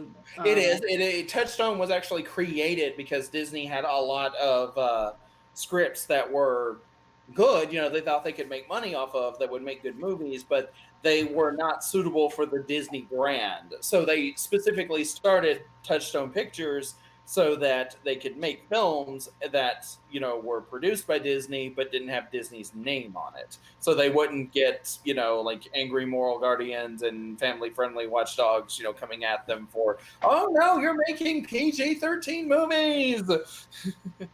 But anyway, I was like, well, they already own the property, so this Disney taking a movie that they made and turning it into a series, this feels like this is right up their alley. The only strange thing is that it's not animated, so. No, they don't do animation anymore. They take their animation and they make it live action now. Yeah, okay, yeah, so this is actually even more true to form. So, yeah, anyway. Is it my turn? Is it Decker's? I think it's... I think it's mine. Yeah, it's Decker's turn. I was just about to say. Okay. Okay, James Cameron's True Lies starred Arnold Schwarzenegger as Harry Tasker, a secret agent who leads a double life as he struggles to find the balance between work and family. Jamie Lee Curtis also starred as Harry's wife Helen, who has no idea of her husband's true occupation and is desperately seeking a more adventurous life. There had been talk of a True Lies sequel for a number of years, but those plans were later scrapped, and 20th Century Fox got the ball rolling on a TV adaptation on the action film instead, back in 2017, with MCG, Charlie's Angels, set to executive produce along with Cameron and direct. Who's MCG? McGill. Okay, now that Disney has acquired Fox, you just might be wondering what became of True Lies TV series. Well, McG recently spoke with Collider, where he dropped a few tidbits about the potential project, namely that it's now in the works for Disney+. Alright. Oh, it seems the series may be something of a reboot. McG added the door is open for a possible appearance from Arnold Schwarzenegger. There's talk of that, McG said. It's largely rebooted, but there may be a spot there. We'll see. Whatever happens, we're still likely a ways off from seeing the project ourselves, as McG said that he's in the process of breaking the outline at the moment and will spend the summer writing it. I think that's it. Right. Okay, so that's McG. Yep. Yeah, the same guy who directed the Charlie's Angels movies. Yay. We all know how great those were. Oh yeah, for sure. With the Whirl. So the Twitter poll is up and finished. Hey. Okay. So with 80 votes on the final results, which is Nice. pretty big, pretty good. Will the Sonic movie redesign get you to watch the film?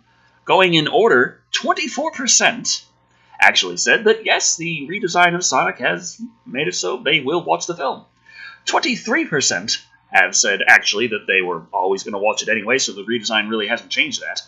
A whopping 54% have said that they are never going to watch it anyway.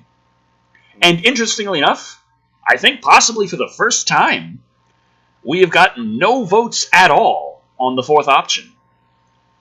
But that's people who would have said that because Sonic is going to look more like Sonic, they are not going to watch the movie. Those that just really like the old design. There aren't any of them. Nope. That's a 0%. Oh well. Alright, well, I guess enough with the Sonic stuff. So let's go over to some other discussions based off of Disney, because apparently they are taking over the world at this point. So not too long ago, we already talked about how Disney had purchased 20th Century Fox. And they're doing their own, streaming service, Disney Plus, which we just talked about a few minutes ago. But apparently they want to take over everything because now they had just purchased Hulu. Yes, now they have complete control over the Hulu streaming site. This is making me uncomfortable. All right, I think this is my turn. One of these weeks, Patricia, you're going to come with news that Disney has just bought Decker Shadow. And I'm like, what? What? And they're just going to kick in the door and just drag me off to throw me into their animation camps. Yeah, Decker Shadow will be. And I'll be like, I'll be there like, I thought that you were doing live action. I was like, no, we have so many animators. It looks live action. Yes, Decker will be a new Disney princess. All right. The Walt Disney Company has secured full operational control of Hulu after finalizing a deal with the streaming service other primary shareholder Comcast. Partner Cops 22 has just followed on Twitter. Well, look, welcome Partner Cops 22 on Mixer. I think I said that right. Did I say Mixer or Twitter? I'm not sure. Let's see. Under this deal, NBC Universal and its parent company Comcast will continue to own 30% of the stake to Disney's 60%, but terms have been reached for a potential sale of that 60% beginning in January 2024. As part of the deal, Comcast has extended Hulu's license on current NBC Universal content on the streaming service. It can, however, switch any exclusive deals to non-exclusive within 1 year and can cancel most of its content licensing agreements with Hulu by 2022. Comcast has previously announced plans for their own free ad-supported streaming service to launch in 2020. For Disney, Comcast has agreed to distribute Hulu to its Xfinity X1 program and has extended the Hulu Live carriage agreements for NBC Universal channels for an unspecified duration. This deal came into play when Disney's original 30% ownership was doubled to 60% with the acquisition of the 21st Century Fox, which itself owned 30%. In April, AT&T/Warner Media reached a deal to sell its 10% stake in Hulu back to the streaming company. However, this has not been finalized. Hulu is the current executive home to several comic book based TV series, including Marvel Television, Runaways, and Viz Media's One Punch Man. Other Marvel-based shows in development are Ghost Rider, Hellstrom, Hitmonkey, Tiger and Dazzler Show, Howard the Duck, MODOK, and The Offenders.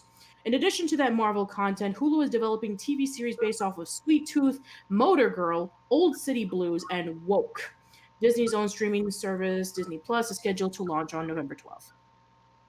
I'm just like everyone's like, no, not Hulu, no, and then there's people talking about the fact that I just said, oh, well, maybe Disney will buy me. Now I'm just in the back of my mind, I'm thinking, what if Disney buys YouTube? Technically, they will have bought Decker Shadow then. Yes, they will. They will buy you. They'll buy me. They'll buy Creepy. They'll buy everybody. Mm-hmm. I am terrified. More terrified than I have ever been in my life. What should I do? Even more terrified than that night in Ueno? I don't even want to know about that one. All right, let's continue, shall we? Okay, let's go into some horror news. So, yes. Okay. So, with all this discussions about reboots and revivals and all that stuff, just recently there has been talks about the Saw franchise coming back, being rebooted. Saw the musical. Yes, Saw the musical.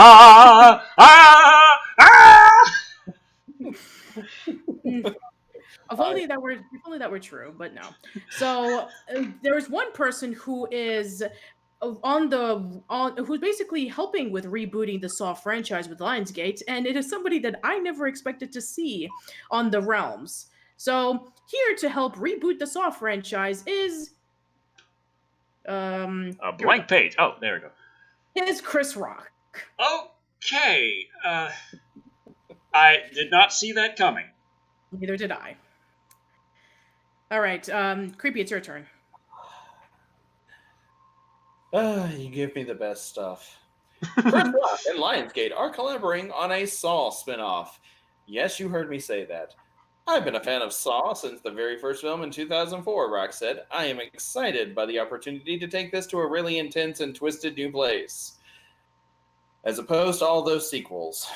The franchise revolves around the fictional character John Kramer, no relation, also called the Jigsaw Killer, or just Jigsaw, for people who think that 2 words are too much, who traps victims in situations that test their will to live. Tobin Bell has portrayed Jigsaw in all 8 films. The low-cost titles have been highly profitable for Lionsgate, grossing at nearly $1 billion worldwide. Mark Berg, Oren Kules, we'll go with Kules, and Greg Hoffman produced all the Saw movies. Joe Drake, chairman of the Lionsgate Motion Picture Group, made the announcement on Thursday. The new movie will be released on October 23rd, 2020. A lot of movies coming out that year. I'm going to be scared next year. A lot of big, what I'm saying, a lot of big franchise movies are aimed at 2020. When Chris Rock came to us and described in chilling detail his fantastic vision that reimagines and spins, off the world of the notorious Jigsaw Killer, we were all in, said Drake. Nothing about that sentence adds up. Saw is one of the highest grossing horror franchises of all time, and it's one of Lionsgate's most successful film series. This upcoming film will still be as mind-bending and intense as all the previous Saw films, meaning that you'll probably be asleep before it's halfway over. Chris conceived the idea that it will be completely reverential to the legacy of the material while reinvigorating the brand with his wit, creative vision, and passion. Again, see previous. Nothing about that statement. for this classic horror franchise. The pick will be produced by Berg and Coolez and directed by Darren. Hold on. I hear something playing. Ah, stupid ad. Okay, it's in the bottom. Just continue. Okay. The pick will be produced by Berg and Coolez and directed by Darren Lynn Bousman, who helmed Saw 2, Saw 3, and Saw 4. The screenplay is based on a story conceived by Rock and written by Peter Goldfinger and Josh Stolberg. The movie will be executive produced by Rock, Daniel Heffer, and the original creators of Saw, James Wan and Lee Whannell. Chris wants to put his own spin on the Saw franchise in the way Eddie Murphy put a completely fresh perspective on buddy cop films with 48 Hours. What? Okay, well, Decker has a mind crisis. I have two $20 comments to read from Savage Tiger 13. One says, "Hey gang, serious time. I just want to say how much you guys mean to me and often serve as my antidepressant. Old content or new, I spend a lot of time watching your channel sometimes just to have a smile for the day. Thank you very much, Savage Tiger. We really do appreciate that." Thank you. Yes. And another one says, "So thanks for what you guys do and know that there are many of us who will always be here for you if you ever need a virtual shoulder to lean on." Again, thank you very much. Thank you. Yes. I'm glad you stopped me for that. I do believe that is still with a caveat that, as long as we don't do any Pro Jared type stuff. Just a thing. I feel like that would probably, there'd be a betrayal of trust there. Mm-hmm. At least one. And one more thing. For those who are talking about Final Destination, we'll talk about that in a minute. Yeah, go ahead. I apologize. My butt keeps falling asleep tonight. This is crucial information I know everybody wants to know, but it's either hearing this or hear me talk more about Chris Rock and Saw. So unconstructive deconstructionism says, "I thought I misheard you when you said Chris. What the fuck?" Yeah, exactly. I think that should be enough for Chris Rock. Right. So while we're doing that, I want to pull off the Final Destination reboot because everybody's talking about that now. Oh man. Yeah, we did discuss about this. Can just be like a 2-in-1 thing, since Yeah, go ahead. Let's have it as a 2-in-1 thing. Yeah, for sure. Yeah. I'm still just wondering, Chris Rock heading, not just in Saw, but heading Saw. Right. Oh, I mean, what? They must be desperate. That or he dropped a truckload of money to be able to do this. For sure. Yeah. Okay. Both why no, he's not just in Saw. He is pretty much writing and spearheading the new Saw. So. Yeah, for sure.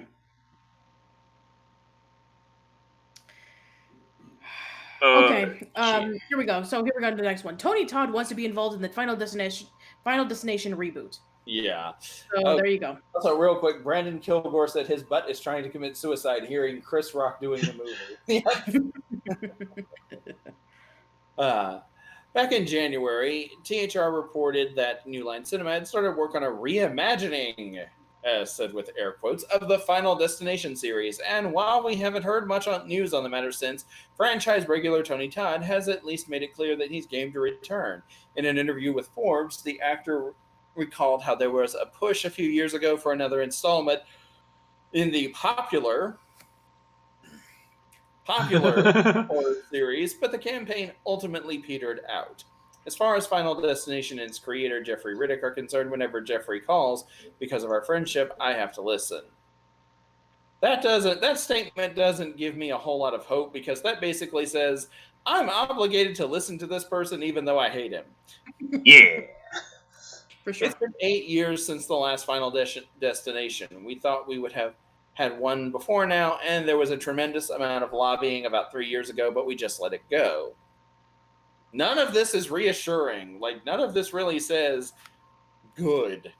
Days before news of upcoming reboot first broke, Todd went on record explaining why there probably won't ever be another Final Destination movie. so nobody knows what's going on.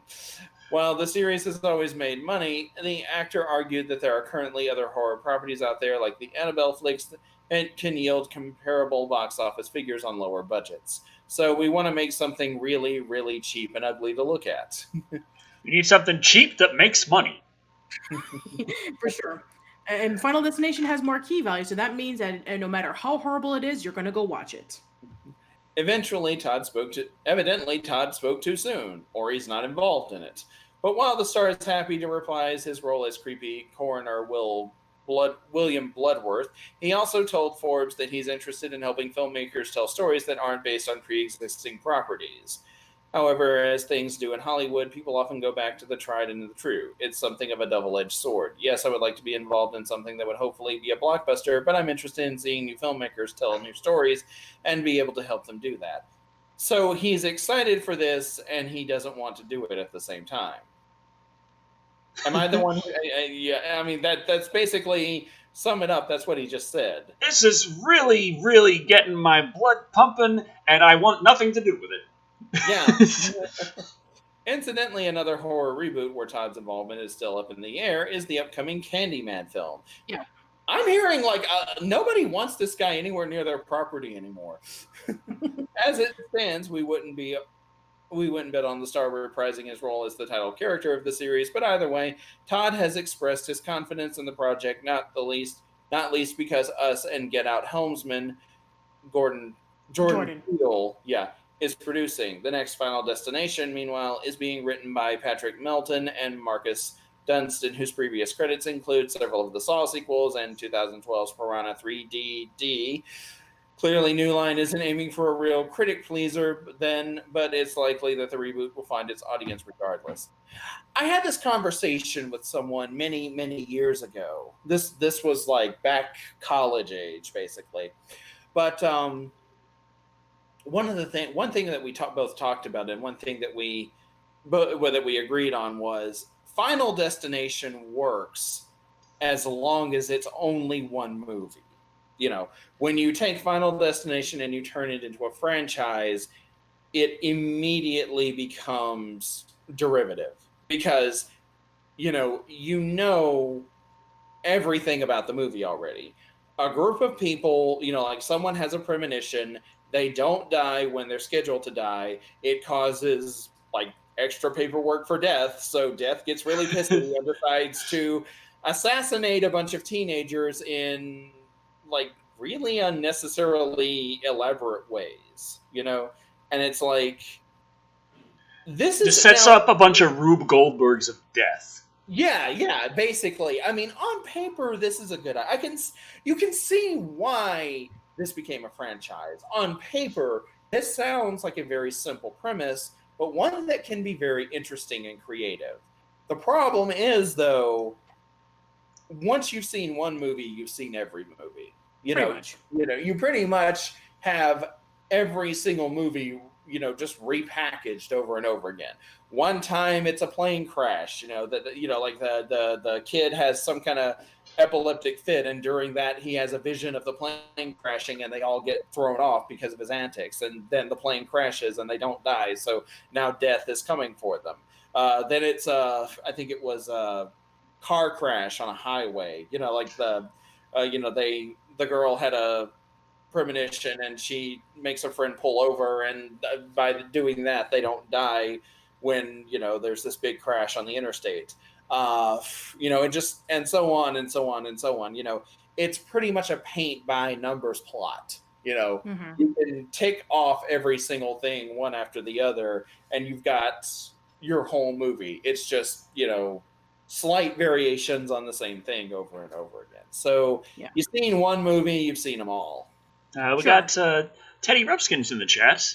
Teddy Rupskins. Believe talking about the Final Destination plot. He says, "Death is a thing." Yes, it is. Speaking of which, just want to let everybody know that in the next 3 weeks will be E3 2019. Ah, yes. We're seeing all of the amazing new technology that isn't coming out for at least a year. Yeah.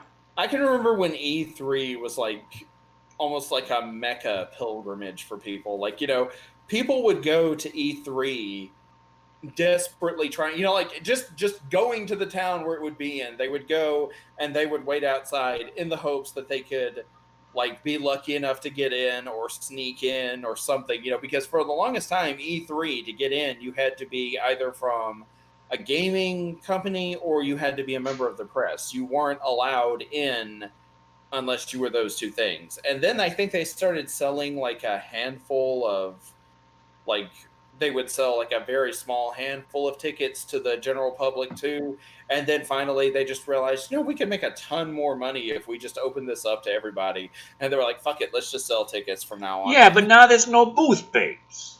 I ain't going to no E3 with no booth beds. Oh, well. Well, we do know for sure that Sony is not showing up for E3 this year. So, but I mean, Sony's got their stuff at E3. Sony's going to be present. Sony's just not going to do a big presentation. Yeah, kind of like Nintendo hasn't been doing for a while. I mean, yeah, to be fair, they do have their their Nintendo live streams where they present stuff. That's to be fair. But yeah, Sony's not going to be doing a presentation this year, but there is someone who is going to be doing a presentation, and that will be let me just put the screen up. Teddy Rubskin says Final Destination 12 Electric Boogaloo, and I'm thinking, is that a literally electric kind of? No, I don't think so. Oh. Anyway, so destination movie where everyone keeps dying while they're on like a YouTube live stream. I think there's already a movie like that. Yeah. Anyway, so Netflix is going to be coming to E3 to make video game announcements. Netflix. Yay. All right. A streaming service is talking about video games, are they? Well, to be fair, they do have the Castlevania series on Netflix, and they do have the Carmen Sandiego series on Netflix. But the fact that Netflix is going to be having video games on E3 to be announcing, yay! Okay. All right, Decker, it's your turn. Netflix will come to E3 2019 for a panel called Bringing Your Favorite Shows to Life, developing Netflix originals into video games. This news broke via the NX social channel, which exists to promote science fiction and fantasy content on Netflix.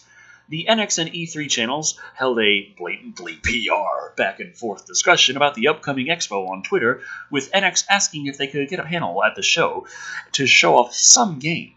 When E3 asked for a teaser of what to expect, NX responded with gifs of its upcoming Stranger Things 3, the game, but also promised definitely more to come. There we go. There is your Strangers 3 game. Stranger Things. The game. We're a show set in the 80s, so here's a game that looks like it was made in the mid-90s. We know what we're doing. Sure. So basically, more video games based on Netflix properties are coming, and they might not all be small budget fare. This isn't unprecedented. Netflix has made it clear that it wants to provide more interactive experiences for its users. Along those lines, it has released interactive content on Netflix with Minecraft and original content like Black Mirror Bandersnatch, which essentially turns TV into a choose-your-own-adventure story, although Bandersnatch was full of nope, wrong decision, you're dead moments. Well, good, that's what it's supposed to be, isn't it? I got a new follower on Twitch. Mariscari Same 225. Welcome. Welcome. Awesome. I would like to say real quick, I made a statement a while back that, about the new Carmen Sandiego, and I was rather harsh on it before I had seen it. I have watched it since then, and I gotta say, it's actually good. Okay. I've seen it too. And I really like it. There's so many callbacks to, the game show as well as We're on Earth that it just makes me, really happy that this show has kind of brought back the franchise back to life.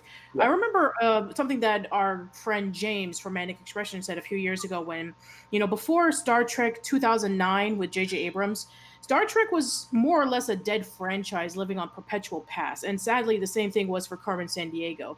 There hadn't been anything new for the franchise in over a decade. So to see this come to life was pretty cool. But yeah, I'm actually curious about what is Netflix? I mean, I get that Netflix is going to try to attempt of doing their, their series into video games, but I guess this is not what I was thinking of. Okay, I haven't seen the Common San Diego, so. Oh no, I'm not talking about that. I'm talking about like all the stuff that they are announcing, like, oh, we're having a Stranger Things 3 game, and we have Minecraft. By the way. Lunchbox64 dropped $2 saying, "Hey Decker, have you done a Puppet Master review?" And no, I have not. Though I feel like if I would start doing the Puppet Master series, I would probably rather enjoy the early ones because I know how Full Moon did. There are a lot of their movies back then. I really like the ones they've done in the past. But once I get to the 2000s, I have a feeling that I'm going to start liking them less and less and less. That'll be the ones that everyone enjoys watching the most, though. Those will be the most popular. But I want to watch movies. Okay. But Netflix has a wide catalog of programming upon which to draw at this point, though. They're probably not going to make a game about On My Block, shucks, but something like The Umbrella Academy or Bright seems pretty ripe for a video game adaptation. Wait, Bright? Yeah, why not Bright? Bright is a fantasy GTA, could be incredible if done right. Bright also could have been incredible if done right as a TV show. Or as a movie, if it had been written by someone who understood fantasy, metaphysics, good storytelling, not lazy world building. The point is, Bright could have been incredible. Could have. Yeah. Maybe. I don't know. All the elves are rich people. All the orcs are gangbangers. That sounds a little irresponsible. Yeah.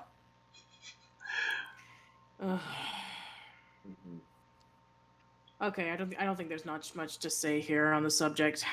Right. Okay.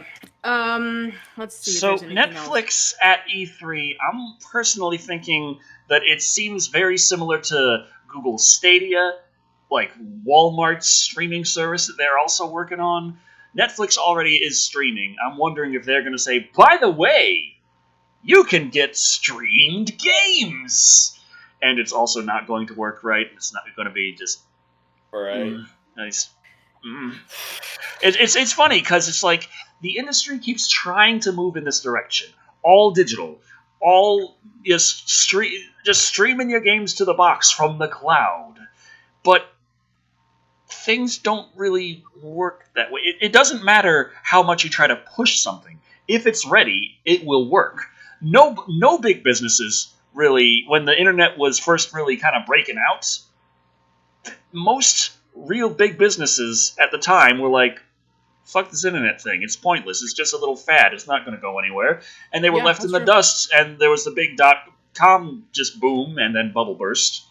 Right. And all that kind of stuff. It was just all absolute Wild West when the net really started picking up. But it just did on its own. You didn't need a big push from a huge company. Google was nobody at the beginning. They just happened to be there, and that's why they now kind of rule the fucking planet, because it was the time for the internet. Mm-hmm. You can't force streaming video games on people. If it works enough on its own to be competitive and provide a good experience, then people will get it. You can't just say, well, we're going that way, and you're just going to have to come along for the ride if the world is not ready for that. Right. And if the world is ready, it doesn't matter if you're pushing it or not. They're already going.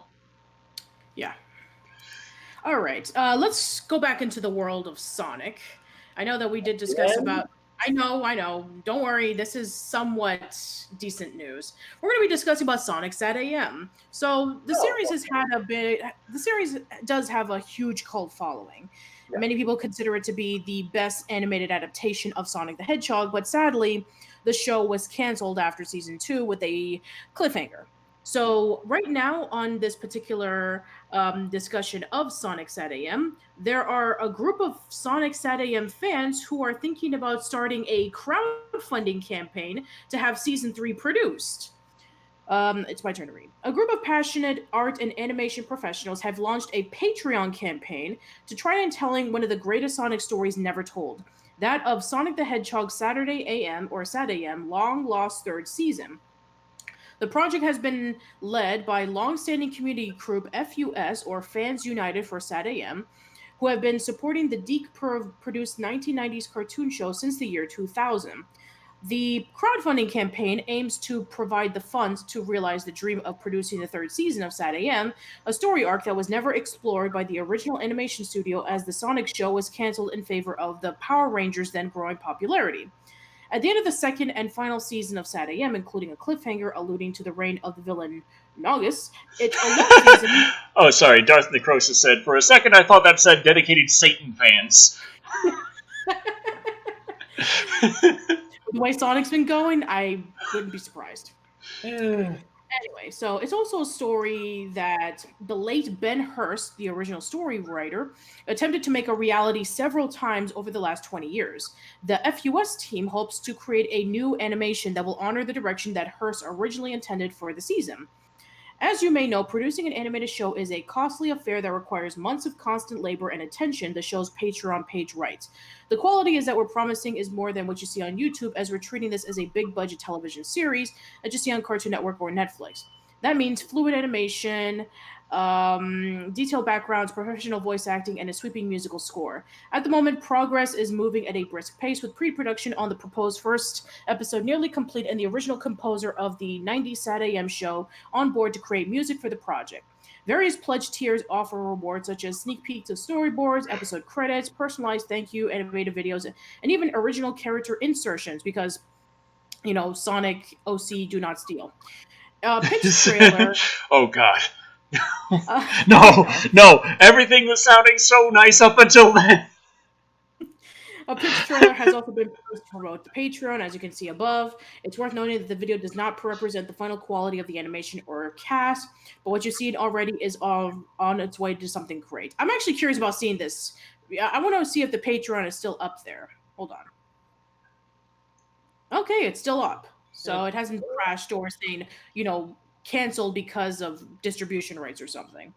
So yeah, it's still going on as of right now. And their Patreon's pulling in just about as much as my Patreon. So yay! Yeah. Good. So yeah, 27 patrons with 327 a month.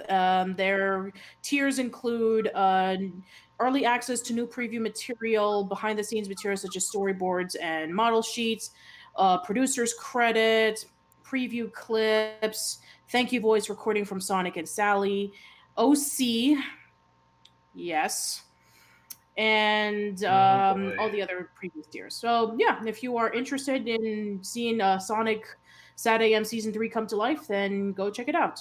I don't know if it's going to be possible since, Deke probably has the distribution rights and maybe Sega and stuff like that. So, you know what? Any person can dream. Right.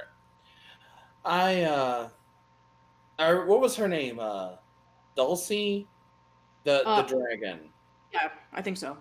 Yeah, I remember that was actually an executive mandate. They put the character in, and they there was some kind of executive mandate that said that she had to be in every episode. Kind of sounds like how they have you have this mandated character that has to be showing off really cute so that kids can sell toys. Mm-hmm. That's why I still to this day do not like Orbity from the Jetsons, because I feel like that was that purpose. Right. But even still, I loved Sonic SatAM. I remember I always felt like it was in many ways it was an animated series that was ahead of its time. It had an actually legit environmental message without being too preachy or condescending. It was themes of industrialism versus environmentalism, themes of totalitarianism and the stripping of free will versus working with nature and in maintaining someone's own individuality. Snibbly. That's all I remember. Yeah, it was but it was a series that had thought put into it, and I liked that. I appreciated that very much. And I would say that the first season is better, but the second season was built from the first season. So there were things that were carrying over from the first season that were good too. One episode that I really remember is the time travel episode where they use a pair of time stones. Sally and Sonic go back in time to. Well, they had time stones in Sonic CD. I think that's what they were basing it on. Yeah. Oh, okay. Yeah. I forget that Sonic CD was a thing. It's the only video game where time stones existed in it. Right. And probably one of the very few games that the Sega CD was known for. Yeah. It's like a big question. Like, do you remember? Well, that and Night Trap. Yeah. Yeah, that's true. Night Trap. I forgot about Night Trap too. Night Trap's on the PS4 if you're interested. My friend Tom from Guardian Comic Book had showed it off on his Facebook page. There was like I remember like people are like there was a mad rush when it first came out to see this game because it has so much controversy surrounding it because it and Mortal Kombat were what Tipper Gore, I believe, or whoever it was that was pushing for the ESRB rating. Oh, yeah, that. So, and Mortal Kombat and Night Trap were the two games that they held up as the reason why ESRB, ESRB rating needed to be in place. And they were like, and of course, everything that they described about Night Trap was woefully inaccurate. Like they said that it was a game where you play as a serial killer and you and you murder teenage girls, and no, it's a game where you prevent people from dying, not murder them. Guys dressed in big, game, but they look like they're drunk ninja zombies. They're just kind of. Yeah, we can hear you. The augurs, or whatever the hell they were called. Everybody froze for just a minute, so I was like, I don't know if anyone can hear me or not. You're fine. You're fine. Okay, but it had such a controversy around it because of that. So there was this mad rush to see what the big deal was, and people were like, "This is it. This is the game that got the ESRB rating put into place." I remember watching parts of it and trying to figure out, it's like, where's the part that's really, really bad and stuff. And they're like, well, you see that one there with the guy hanging in the closet there. There's a little blood that drips. There's a little blood that drips. That's too much. Yeah, for sure. By the way, somebody was mentioning about Godzilla, saying, "Hey Decker, can you review Godzilla versus Goji Thriller 83 says, can you review Godzilla against Mechagodzilla since you thought Godzilla versus Mega Gyrus was boring? I'm sorry if I pronounced it incorrectly. Megagurus, yes. Thank you. Everyone told me I mispronounced it Okay. It's like this. It's Mega Guirus. Yeah. Okay. And in the movie they pronounced it multiple ways. Then again, they pronounced several characters' names in multiple ways. Yeah, it's actually funny because it was something about a few weeks ago. Some guy on Twitter by the name of Mr. Ghidorah was posting something on Twitter for some people who were complaining about that, Godzilla doesn't show up in a lot of time in the movies. And I'm actually going to pull this up because I'm actually intrigued if you guys can guess this. So his tweet says, Godzilla wasn't in the 2014 movie very much, is normie speak for, I've never watched a Godzilla movie in my life before this one.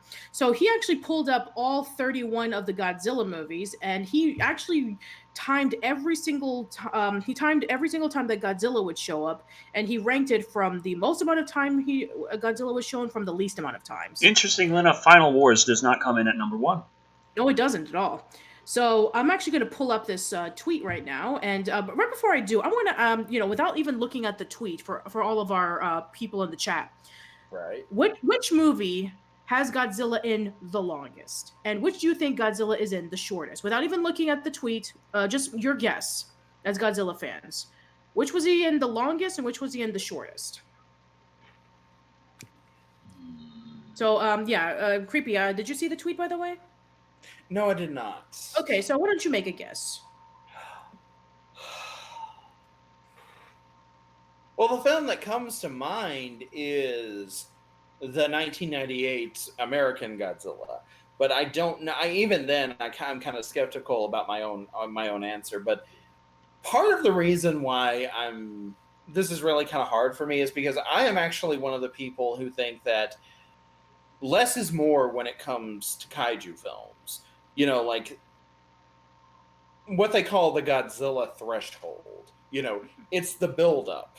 It's that, the first hints of something being amiss, followed by, the first attack, and then a drawing back, and then it just builds up again towards a satisfying climax. Mm-hmm. You don't want a movie where the kaiju is seen like for 90 minutes straight, because that's boring and it loses its impact. Like if you see a kaiju on screen for 90 minutes, like the full duration of the movie, like you're going to be desensitized to the fact that it's there.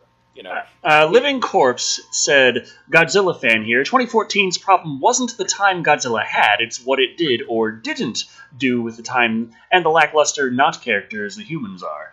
And that's a fair assessment to make.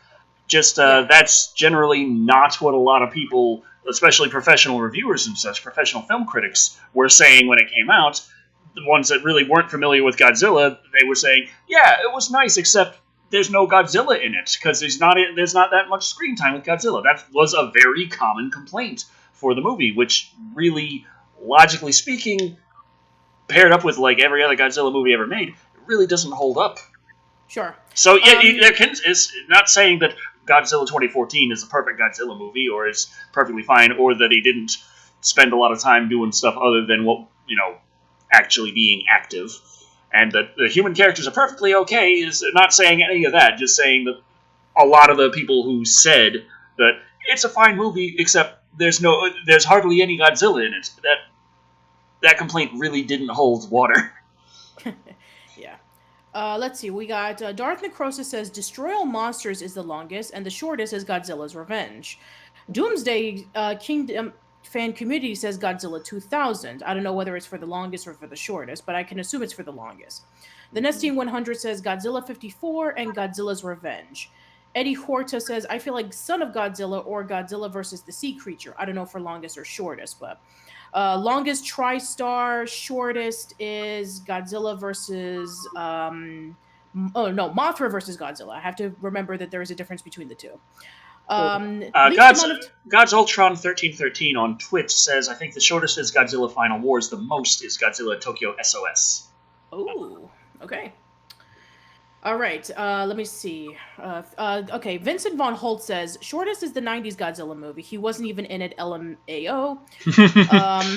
Josh Washburn says, the longest is Final Wars, the shortest is All Monsters Attack. Let's see. Ferris Menace Primarch of the Iron Hand says, OG Godzilla the shortest. For most, I guess it's Godzilla versus King Ghidorah or Destroya. Let's see if there's anything else. I'm sure that there is, but you know what? I'm going to actually read it off. So Jay Third-Steam says, but Godzuki! Everybody loves Godzuki. Godzuki. Okay. And he blows. He doesn't have fire breath. He doesn't have radiation breath. He has a little donut smoke breath. I don't know why. I mean, I feel like that takes more skill to have the smoke rings. I don't know. That's actually a fair argument. Sure. High on skill, low on utility. All right, here we go, guys. I'm actually going to read it off. I'm not going to pull out the tweet until as soon as I'm done reading the list, so you can see it for yourself. So here we go. So here's your, get out your pen and paper or, to see if you were right. So here we go.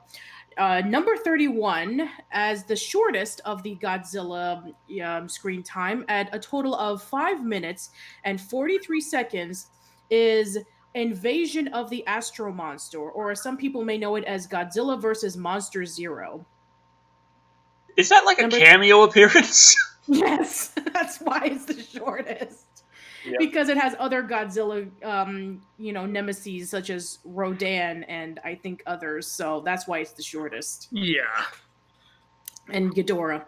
Okay, here we go. Number 30 is Godzilla versus Mechagodzilla at 7 minutes and 55 seconds. I'm assuming it's the original, or maybe it's the 90s. I think it's the original because Godzilla doesn't appear in the movie like towards the middle, and then we're introduced to King Caesar. Mm-hmm. Let's see. Number 29 is Ghidorah, the three-headed monster who shows up for 7 minutes and 55 seconds, very similar to Godzilla versus Mechagodzilla. Mm-hmm. Okay, number 28 is All Monsters Attack, which is, it's 8 minutes and 19 seconds, which, okay. Godzilla, Mothra, King Ghidorah, Giant Monsters All Out Attack? No, not that one. Oh. All Monsters Attack. All Monsters. Totally different. Got it. Yeah. Then number 27 is Destroy All Monsters, which makes a lot of sense because it is like this huge crossover that happens in the last few minutes, and that's 8 minutes and 29 seconds. Number 26 is the original Gojira, which is 8 minutes and 54 seconds. 44 seconds. Number 25 is King Kong versus Godzilla at 9 minutes and 13 seconds. Number 24 is Godzilla Raids Again, which is the second film in the franchise, at 9 minutes and 32 seconds. Number 23 is Terror of Mechagodzilla at 9 minutes and 34 seconds. Number 22, where a lot of people were saying that has the least amount of time, is Godzilla 2014 at 9 minutes and 56 seconds. So it still didn't rank super high, but... No, it didn't rank super high, but it's not the low. Sort of like toward the thirds. Okay, let's see. Where was I going to... Oh, yeah. Number 21 is Mothra versus Godzilla at 10 minutes and 24 seconds. Number 20 is Godzilla versus Megalon at 10 minutes and 24 seconds. Again, very similar. Godzilla versus a Megalodon. Yes. The one where Godzilla just is on his side and he starts kicking Megalodon. An introduction of Jet Jaguar, by the way. I can't wait for Godzilla versus Jason Statham. Yes. just him. Just fighting Godzilla, driving cars and stuff. I would love that. Okay, number 19 is Godzilla versus Mechagodzilla at 11 minutes and 48 seconds. Number 18 is Son of Godzilla, where we are introduced to Manila, or Minya, or whatever you call him, at 11 minutes and 56 seconds. Number 17 is Godzilla Tokyo SOS, which is 12 minutes and 52 seconds. Number 16 is Godzilla 1998, which is roughly 12 minutes and 58 seconds. Number 15 is Ebra, Horror of the Deep, which is 13 minutes and 1 seconds. I think that was Godzilla versus the Smog Monster, I think. Oh, Jonathan Necrosis says Jason Statham riding a Godzilla, fighting Chuck Norris riding a Megalodon. So I'm thinking, Chuck Norris, that actually makes the fight really interesting there. Okay, I like that. Watson said, I want to see kaiju-sized Decker and Creepy. Soon. Very soon. Number 14 is Godzilla vs. King Ghidorah at 14 minutes and 46 seconds. Number 13 is Godzilla Final Wars, 14 minutes and 55 seconds. Number 12 is Godzilla vs. Mothra at 15 minutes and 16 seconds. Number 11 is Godzilla vs. Gigan at 16 minutes and 12 seconds. And now we've reached the top 10. Number 10 is GMK Giant Monsters All Out Attack at 16 minutes and 40 seconds. Number 9 is Godzilla vs. Biollante at 16 minutes and 49 seconds. Number 8 is Shin Godzilla with 17 minutes and 23 seconds. Number 7 is Well, do they count Derpzilla in that? Derpzilla. Is he rolled into the number or no? Because I wouldn't say. What do you mean by Derpzilla? I mean little quadrupedal salamander-looking Godzilla with the googly eyes. I don't know. I have no idea. That was in Shin Gojira. Yeah. It's sort of it's like Godzilla's rookie form, basically, in Digimon analogy. It's like Godzilla in his lower level, weaker form. Yeah. Yes, Godzilla-mon digiforms into Gojira-mon. Something like that. Okay. Derpzilla raids again. Derpzilla raids again. Yes, I guess if we are to count a giant lizard creature, even in derp form, then yes, it does count. I guess make it that what you will.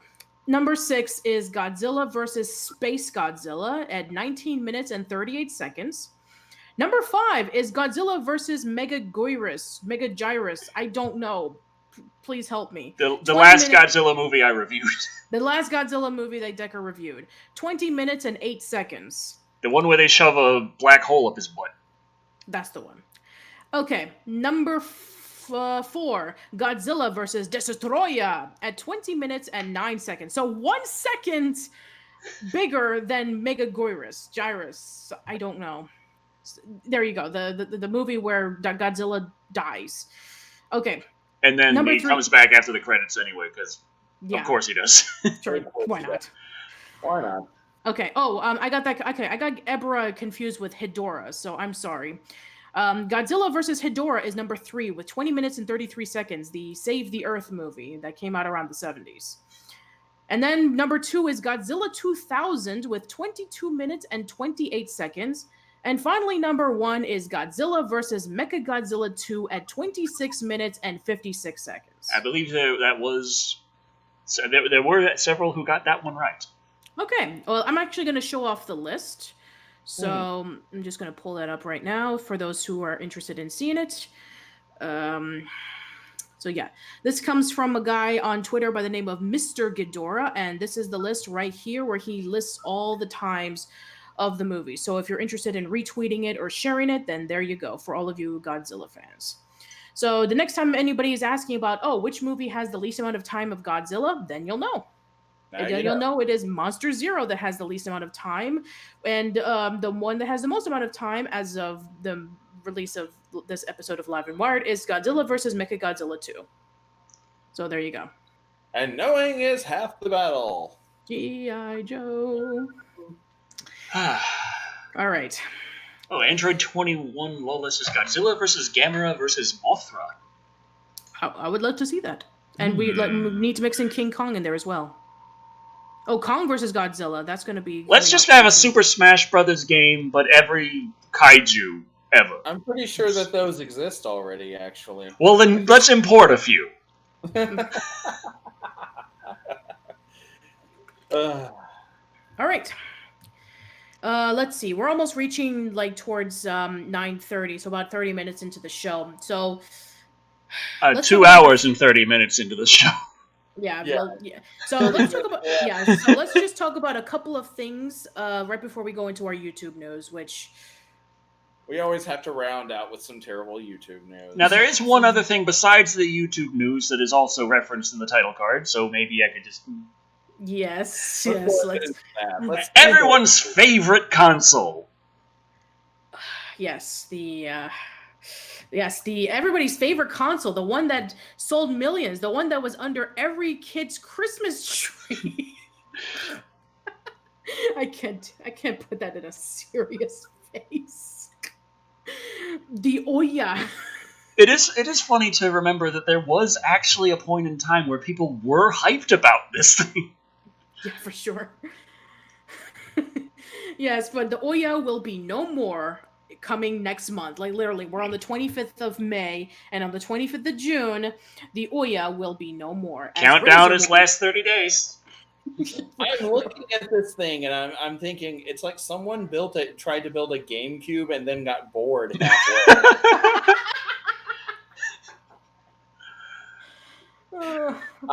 That is what went through my head when I looked at this. I was like, was someone making a GameCube and then just got bored and gave up? Cold-Blooded Hands is asking, what is the movie in which Godzilla comes out of the sea but as a derp, stupid-looking creature and evolutes when he attacks the city? That would be Shin Gojira. That's Shin Gojira. Who wants to read this? I guess I will. All right, go ahead. Gaming console OUYA is shutting down next month. Oh, yeah! No. Razer, which acquired OUYA in 2015, said Wednesday that it would end support for the console on June 25th. After that, it'll deactivate accounts and players won't be able to access games on the server or games they've previously purchased. They also won't be able to buy new games. Players will, however, still have access to downloaded games. Players who want to use any funds still in their accounts before the shutdown, since they have no cash value. Players will want to use any funds still in their accounts before the shutdown, since they have no cash value, Razer said. Basically, spend as much as you can because you're not seeing that money back. OUYA's video game console and app store became popular with small developers when it launched in 2013. It was the focus of a multi-million-dollar crowdfunding campaign and drew $15 million in funding from top Silicon Valley investors. But the Android-based console struggled to bring in a large enough audience. Its hardware business closed before Razer folded OUYA's gaming content into its Forge TV console. Razer will also shut down the Forge TV service next year. Well, shit! It's like, oh, well, they have another choice. Oh, never mind. Oh, man. Okay, Goji Thriller 83 says, Decker, have you played Godzilla Daikaiju Battle Royale? It is almost all of Toho's monsters, even. And no, I have not played that, but I am suddenly incredibly interested in it. All right.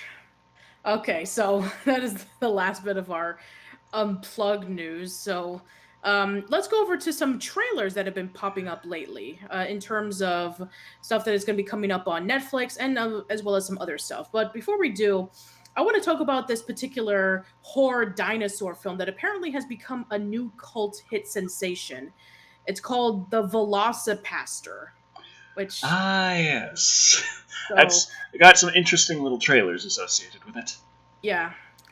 So here we go. The Velocipastor director on the $35,000 movie that has become the new cult hit film sensation. So, yeah, go ahead, Decker, it's your turn. The Room, Sharknado, Birdemic, Killer Clowns from Outer Space. That is on a totally different level.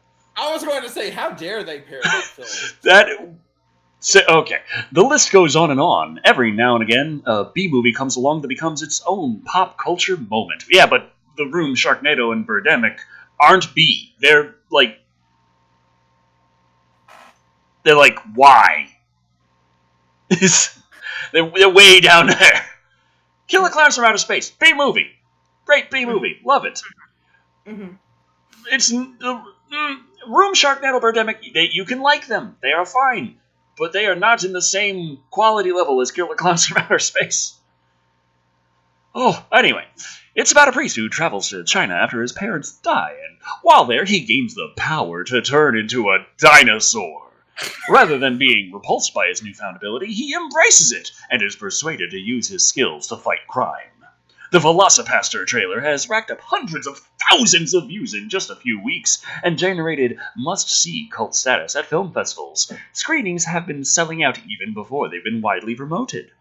Way back in 2010, I was trying to type Velociraptor into my phone, and it auto-corrected to Velocipastor. Brendan Steer, the film's writer and director, told me.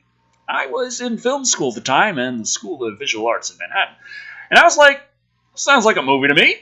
So, for a class project, I made a short film of fake Grindhouse trailers, and this was one of them. I was a sophomore in film school, and my videos on YouTube had something like 45 views, but this one blew up for me. I think it got like 45,000 views, so I thought it could be a movie even way back then. He added, I kept trying to write it because I was this film school dude who loves Bergman and Tarkovsky and so on. For years I was trying to ask myself what I wanted to say about the Catholic Church, etc. In 2016 I thought, why don't I just throw all that away, stop overthinking it, and just make it as this fun movie? The movie is made to be fun, and anybody looking for a deeper meaning in this man turns into a dinosaur genre is probably on a fool's errand. He added, we were, for some brief moment, a political joke in Spain. They had a general election, and one of the candidates was a far-right candidate that was given the nickname El Velocipastor, so the movie has taken on a whole new meaning in Spain. The road from concept to reality hasn't been a smooth one, with a slew of hurdles, including the struggle to get it funded in the first place. During that weird 5-year stretch between 2011 and 2016, we tried to crowdfund it twice, first through Kickstarter, and then a second time through Speed and Spark. Neither one worked, Steer bemoaned. The fringe benefit of Speed and Spark was that our lead actor, Greg Cohan, happened to work there. He reached out to us, auditioned, he was incredible, and so we cast him right away. He got the tone of the piece so perfectly, even better than the rest of the crew, including me. We ended up eventually funding it through a private investor that my friend's mom happened to know. I just sent something over, and she responded 4 days later and fully funded us. We made the whole thing for $35,000. That is shockingly low. There's a picture. There is the Velocipastor right there. Beautiful. 10 out of 10. So, yes, I will be reviewing this. Oh, there's more. Oh, the Velocipastor's pop culture momentum started almost 2 years ago, and he built and has built gradually before exploding in the last few weeks. And it is something that has even taken the 27-year-old by surprise. We premiered in Portland, Oregon in spring 2017. Even on the festival circuit, it has an almost viral thing going on. I only submitted it to about 10 festivals, and they just kept sharing it, and it just kept spreading and spreading and spreading. We signed a deal with Wild Eye Releasing in December 2018, and they dropped the trailer a few weeks back, Steer recapped. They didn't even tell me that they were going to do it. I just woke up and saw it was online and everywhere. It's been wild. It's been so fun to me when I see people on Twitter saying things like, man, the marketing team for this movie is killing it. I'm the marketing team. It's me in my room in Pasadena, California, and the budget's about $10. That's to cover me getting coffee. The low-budget genre piece predominantly uses physical effects rather than CGI, something the director was inspired by the work of one of his favorite filmmakers, Guillermo del Toro. He's a huge influence, Steer admits. First of all, the priest in the movie is named Doug Jones, a homage to the actor Doug Jones from Pan's Labyrinth, because it's one of the most brilliant films ever made. I watched a lot of the behind-the-scenes stuff to do with that movie to inspire and help me. Personally, the way I see CGI is that if you can do it with practical effects, even if it costs more money, then do it. While some might be quick to dismiss the Velocipastor as schlock or sneer at its B-movie credentials, the filmmaker remains keen to make clear where the piece sits in the cinematic scale. He said, I don't necessarily disavow the association, but I don't particularly like the Sharknado movies or the Asylum type of films, as it's almost like they're making fun of these genre movies. I see the Velocipastor as more like a celebration of these movies that I loved growing up, and I still love. I've just always been super inspired by Robert Rodriguez and the kinds of filmmakers who have made this something that looks good for not a lot of money. I always just taken that to heart. We made my first feature for $14,000, so I'm moving up. There's no denying Steer has this passion, the drive, and the knowledge to make movies that capture the imagination. The only thing that has eluded him to date is his big break. I'd love to get paid to make a movie, he confirmed.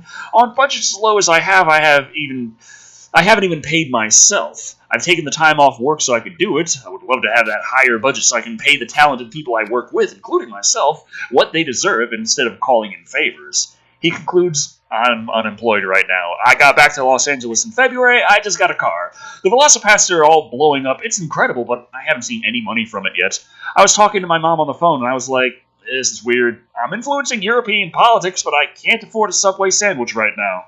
Like I say, it's pretty wild.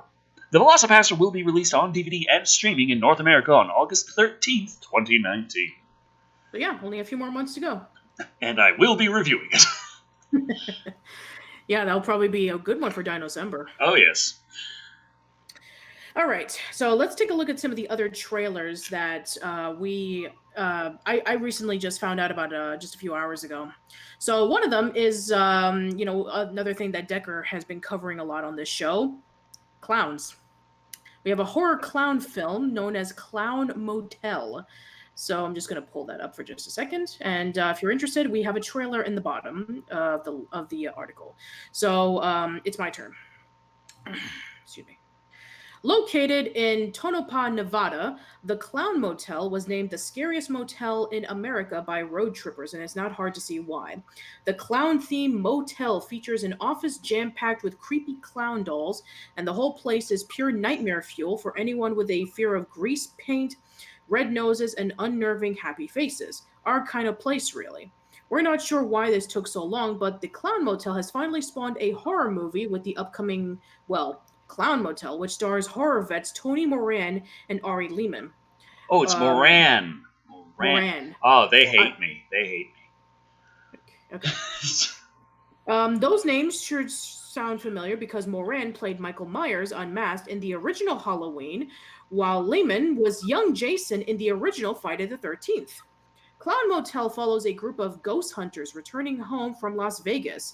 When they arrive at the Clown Motel, they are left to discover that it's really abandoned and haunted by the souls of the clowns that once lived there. Directed by Joseph Kelly, Clown Motel goes straight to DVD on June the 4th. Why the hell were there clowns living there? I guess they had nowhere else to go. I don't know. Hey, life is rough for clowns. Sure. For sure, yeah. There's the trailer right over here, and this is the poster. Checking in.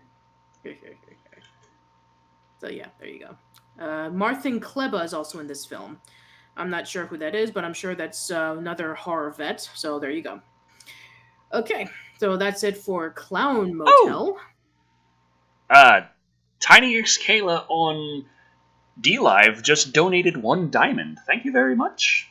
Thank you. Wow, I have awesome. no idea exactly how much that's worth, but, oh, did that happen twice? Oh, okay. Okay, so Tiny X Kayla followed, Craze Shuzza followed, Loops87 said hey and donated a diamond, Craze Shuzza said hey yo, Tiny X Kayla donated a diamond. There's quite a few things just happened there that I didn't notice. I'm very sorry for not noticing. All right. Here's our next article, and this is the one we were. And Tiny X Kayla just donated 2 diamonds. Oh, thank you. It's become a competition. Oh god. Loops87 said don't out diamond me and donated another diamond. It has become a competition. Well, we've got 1 diamond, 2 diamonds, 2 diamonds, 2 diamonds. Who's got 3 diamonds? We have our next trailer, and going back into McG, who is directing and who's going to be involved in the True Lies series for Disney. Another diamond by Tony X at Tony. Was it Tony X? Tiny X Kayla, and another one from Loops87. Thank you. We have another trailer that involves with another project that McG is involved in. It is a It is a sci-fi extraterrestrial Netflix film called Rim of the World, where it involves with 4 kids and aliens. I'm sure it's exactly where you think it's coming from. Okay, the title is very unfortunate. I'm just going to state it right now. Yes, I need to work on the title. All right, it's your turn, actually. By the way, Creepy. Okay, real quick. Eddie Herda asked, "Can Ghostbusters beat Pennywise?" I think they could, but I think it would be a tough battle. Very tough battle, for sure. Mm-hmm. It would be a little. It get a little uncomfortable when he starts actually killing several of the Ghostbusters. Yeah. Stranger Things is returning to Netflix this summer. However, there is a new sci-fi film that can keep you busy while you wait for the series' 3rd season. Netflix just shared a trailer for Rim of the World, a movie that follows 4 misfit campers who must stay together and battle extraterrestrials during a freak alien invasion. Okay, actually, this doesn't sound like a bad premise. I mean, we've all seen the War of the Worlds premise, and we've all seen, E.T. and so forth, but this actually takes the concept and shows it from the perspective of young people. Otherwise known as Stranger Things. Stranger Things, yeah. Rim of the World, which is directed by MCG, yada yada, and written by Zach Stentz. Thor X-Men First Class does have Stranger Things vibes, but instead of Demogorgons, a group of kids are ambushed by otherworldly creatures, which almost wipe out civilization when they arrive, and they have to survive the apocalyptic incident. The movie, which stars School of Rock's Tony Cavallero and the Kids Are All Right's Jack Gore, hits Netflix on May 24th. Which was yesterday. Yeah, it was yesterday. Yeah, I was like, that means it's on Netflix right now if you want to watch it. Yeah, awesome. All right, one more thing. Might have to bring that up to my fiance. Also, back on DLive, Tiny X Kayla put a heart up saying keep being awesome. Crazy Shusa put a heart up with a little ninja. Crazy Shusa donated a lemon, and Loops87 donated a lemon. Thank you. Awesome.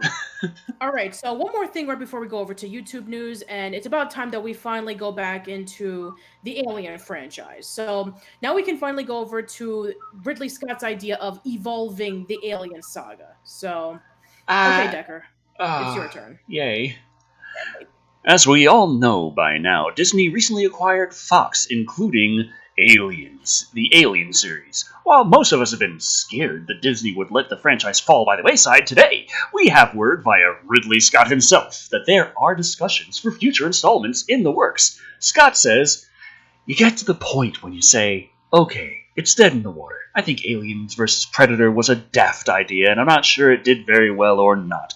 The idea is fine. They didn't do the right thing, though. It's been a great thing on comics. They just didn't do anything even remotely like that. But it somehow brought down the beast. And I said to them, listen, you can resurrect this, but we have to go back to scratch and go to a prequel, if you like.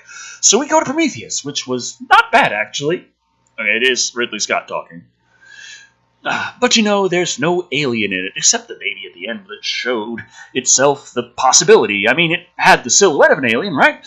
Alien origin concept is uniquely attached to Mother Nature. It simply comes off a wood beetle that will lay eggs inside of some unsuspecting insect, and in so doing, the form of the egg will become the host of the new creature. That's hideous, but that's what it was, and you can't keep repeating that because the joke gets boring. Brain hurt. Okay, Scott uses Star Trek as a comparison. So, here we are, 50 years later. God bless them. They've kept Star Trek alive and kept going through the evolution. But it's harder to keep the beast going for that long. I think it's just tough. The joke wears out once you've seen it twice, 3 times. It's no longer frightening. Dying horribly by having things burst out of your chest. He adds, go on, leave that behind and see where it can evolve. So, we're looking where we're going to evolve. Because I guess fucking Prometheus and Alien Covenant just wasn't different enough. In the film that birthed the wild aliens or the Predator either, so it's bad all around, at least. In the film that birthed the wildly successful Alien franchise, the crew of the deep space tug Nostromo awakens from stasis during a voyage home to Earth, when their ship's computer detects what is believed to be an alien distress signal coming from the desolate nearby moon LV-426. While investigating, one of the crew, Kane, is attacked by an alien creature that latches to his face, and he is rushed back to the Nostromo to receive medical treatment. Ripley, the ship's warrant officer, advises against Kane's return due to quarantine regulations, but her orders are ignored by Ash, bringing the Nostromo under threat from a mysterious extraterrestrial apex predator with violent and lethal survival instincts. Yes, that is Alien. Alien was directed by Scott and the screenplay co-written by Dan O'Brien. The Return of the Living Dead. It stars Sigourney Weaver, Tom Skerritt, Veronica Cartwright, Harry Dean Stanton, John Hurt, Ian Holm, and Yaphet Kotto. The Alien 40th Anniversary 4K Ultra HD and Blu-ray hit back in April. You can snag a copy over on Amazon right here, or you could be like me and just have gone to Walmart and bought it for $15. Yay. All right, that's it for the regular news. So we're going to be talking about the YouTube stuff. Yay. Yay. Hooray. All right. It's not as bad this time. We have to cover a huge elephant in the room, and I think you guys know what I'm talking about. Because everybody has been talking about it for the past few weeks. Yeah. Let's go. I'll do it this time. I'm going to leave you guys to... Oh, wait, that news. That's news. Yeah, that one. Not the other one. That one, yes. You guys know exactly what I'm talking about. Okay, it is bad. It is bad. It's horrendous. I do want to ask, Richard, are you okay with doing this? I'll do it. It's my turn anyway. I'll let you guys have the other stuff. Okay. Yeah. If you ever want to stop, just say so. Here we go. Okay. I only do this for you guys. All right, here we go.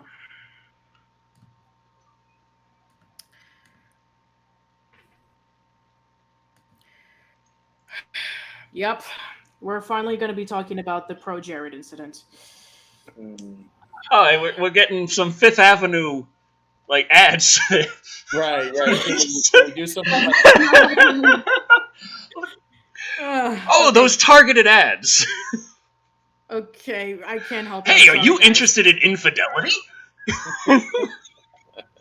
I can't help it. I'm sorry, guys. Okay. A YouTube star has blamed his wife for the breakdown of their marriage by suggesting she forced an open marriage on him, days after she accused him of infidelity and of being emotionally abusive. The popular video blogger Jared Kabanbanar, I think that's how you pronounce it, who has 1 million subscribers. Kabanbar, thank you. Who has 1 million subscribers, not anymore. Who has had 1 million subscribers. And appears regularly on other high-profile channels, who is also accused of soliciting nude photos from fans, including at least 2 people who were underage. But the video game reviewer defended himself today, claiming his now estranged wife sought after sexual partners and even encouraged him to become involved in an extramarital relationship because she knew they would be interested in each other. Is this the "it was her idea" defense? Apparently. His remarks came after his wife, Heidi O'Farrell, revealed on Twitter that he was sleeping with fellow YouTube artist Holly Conrad in a bombshell post that was shared thousands of times. She said, "I recently learned that my husband has been fucking Holly Conrad behind my back for months. I have no idea what announcement he just made because he blocked me." Because that's exactly... It was her idea that I block her. But in a statement on Friday, Knabenbauer said that O'Farrell's idea to have an open polyamorous, thank you, relationship accused his wife of being an emotional abuser in the relationship and said that she had threatened to expose him if he had left the marriage. "When I did, things changed with Heidi," Knabenbauer said. "She became angry and vindictive. She called me a cheater and claimed I was destroying the marriage because of my affair, even though she continued to have other relationship with other partners." Knabenbauer added that O'Farrell threatened to destroy my career and to harm others if I left the marriage, adding, "I want everyone to know that I've had other interactions I may have with any other woman. We're known to and encouraged by Heidi and were to have if one purest and lawful intentions." He alleged O'Farrell and had been involved with several casual partners during the marriage and had enjoyed a serious relationship with someone since 2017. Knabenbauer post went to say that things took a bad turn after his wife told him to tell Conrad that he didn't see her as just a fling. "When I did, things changed with Heidi," Knabenbauer wrote. "She became angry and vindictive. She called me a cheater and claimed I was destroying the marriage because of my affair, even though she continued to have relationships with other partners." He alleged that despite the rough patch, O'Farrell continued to have her own intimate relationships outside the marriage. Knabenbauer says that he had couples and individuals therapy to attempt to mend the marriage, despite loved ones telling him to end the toxic marriage. Alleging he was not the abuser, but the one abused, he described it at a time of being embarrassed, scarred, and broken, as she threatened to destroy his career every time he split from October 2018. He paid for initial deposits after finding a new place for her to live and purchased a car for her to be independent. She wrote, "He only acted with my approval, and this is nothing short of bullshit. And this is illegitimately insane. I told him no uncertain terms that I was not comfortable with polyamory after he proved that he could not be transparent with me. Countless people can also corroborate with this. It's true, I knew from the start that he and Holly were interested in each other. I called them out in January 2018. I said, address this because I'm not blind and I'm not an idiot. I wasn't comfortable with this. I was trying very hard to accept my husband. In addition, he told followers that he was filing for divorce on May 13th. He told his lawyers to give her what she's entitled to in earnings during the time they were together. In the days before Knabenbauer's Twitter statement, O'Farrell had been tweeting that she was glad that she pursued her own career over the course of their marriage, as she felt like she was Jared's wife on so many occasions. But she accused him of making her financially dependent on him and unable to move out without his help. Addressing his sharing of finances, she told her followers that it's not a sign of generosity and simply what she's entitled to. After accusing him of gaslighting her, she addressed in his inappropriate conduct with others. I was completely unaware of him having sexual interactions with fans after late 2017, and the reason I thought it ended was because I demanded he ended it, because this was unacceptable. O'Farrell said regards of her attempts to make him accountable for his actions or threats. The popular gamer who amassed more than 1.3 million subscribers on YouTube, well, he did, not anymore, has alleged to have solicited sexually explicit photos from his underage fans. Yeah, it's like, I'm thinking of this in the lens of devil's advocate, and like, if that was an abusive kind of emotional kind of thing, maybe kind of sort of, but at the same time it's like, but that still doesn't explain why he would solicit like nudes from underage fans. Yeah, that kind of thing still really doesn't fit too well with this version of events. And it's still, even if there's some truth here, some truth there, this is still a big red flag. No, don't do this shit. Yeah, so we essentially have some people who were apparently like really young when, you know, Jared started showing his pictures of his naked self on Tumblr. Patrick Johnson says, anyone ever notice YouTube drama is almost exactly like high school drama? Oh my god, Becky, you'll never guess what Jared did. For sure. Okay, so I think that for the most part, I think that's pretty much it. So yeah, underage girls had saw his nude body and a Tumblr, Tumblr site known as Sin Jared, and pretty much his career has just gone down the drain. So yeah.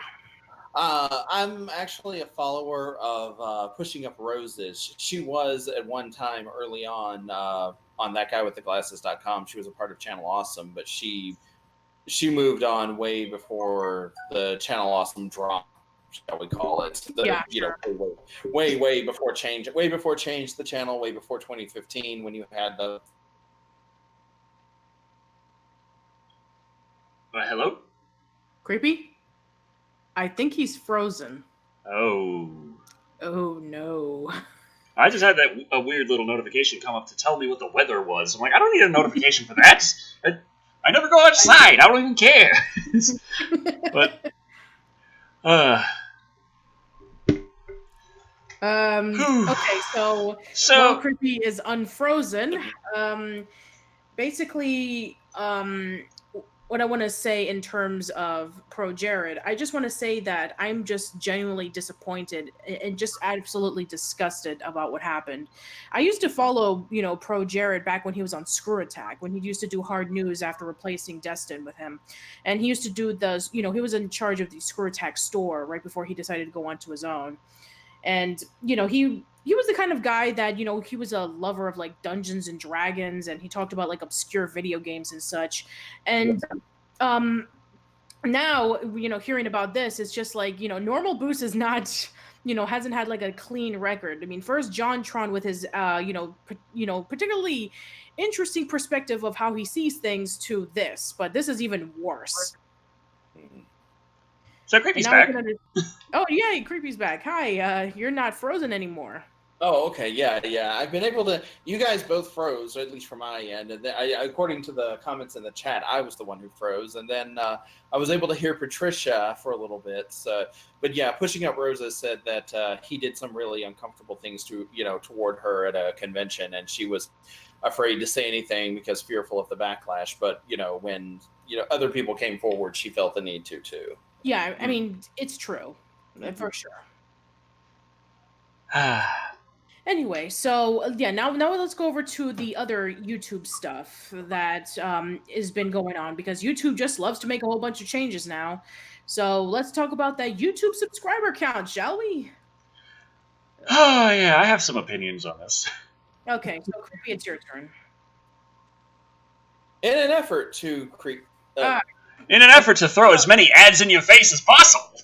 Jeez, what is wrong with this? I can't even. Thank you. Eddie Herda just says, I was frozen today!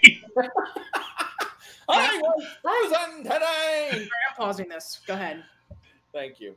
In an effort to create more consistency everywhere that we publicly display subscriber counts, okay, I'm not even finished with the first sentence, and I'm ready to call bullshit. YouTube announced in an official blog post, that starting August, it will start displaying rounded up channel subscriber accounts across the platform. Instead of seeing an account's exact subscriber count, for example, 3,237 users, we will now see a flat number of 3.2K. As of now, creators of channels with over 1,000 subscribers get to see their counts in different forms across the site, depending on whether they're interacting with the desktop or mobile version of YouTube. These creators will still be able to see their exact number of followers in YouTube Studio, their home hub, but third parties of all genres, from regular users to companies tracking follower numbers for business and data purposes, will only have access to the truncated counts.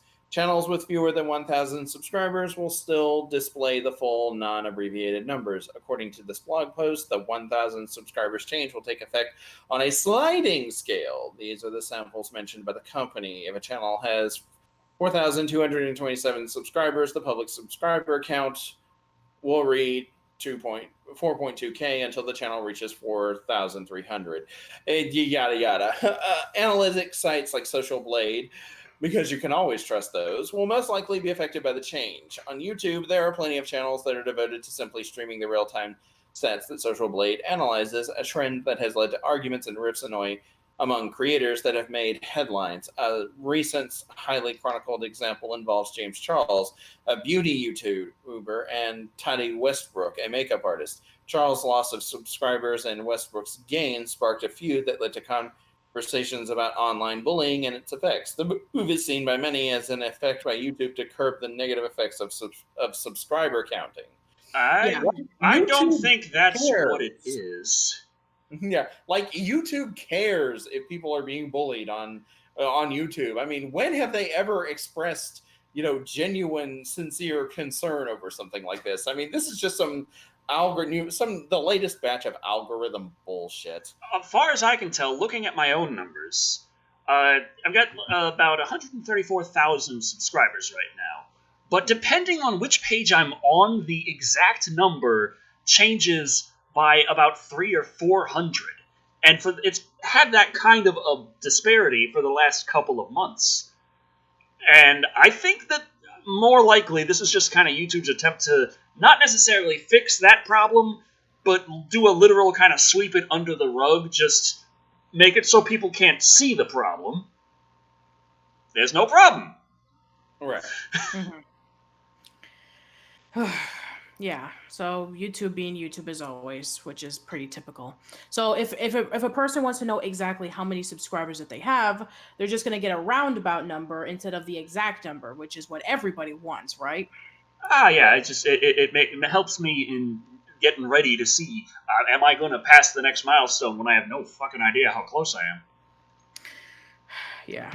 Or not necessarily, well, okay, it still works for me because I have kind of put my laser sights on Brad Jones, like, you are my rival now. I know you probably don't even know who I am. And even if you do know who I am, you have no idea that I see you as a rival right now. But my subscriber growth is higher than yours. There will be a time when I pass you by, and I will be here for it. For sure. I feel like this needs to be an actual video that you make. Like, just do that speech in front of a camera, record it, and then post it on your channel. Listen, Brad, I know you have no idea who I am, and you probably think you shouldn't care, and you're probably right, but...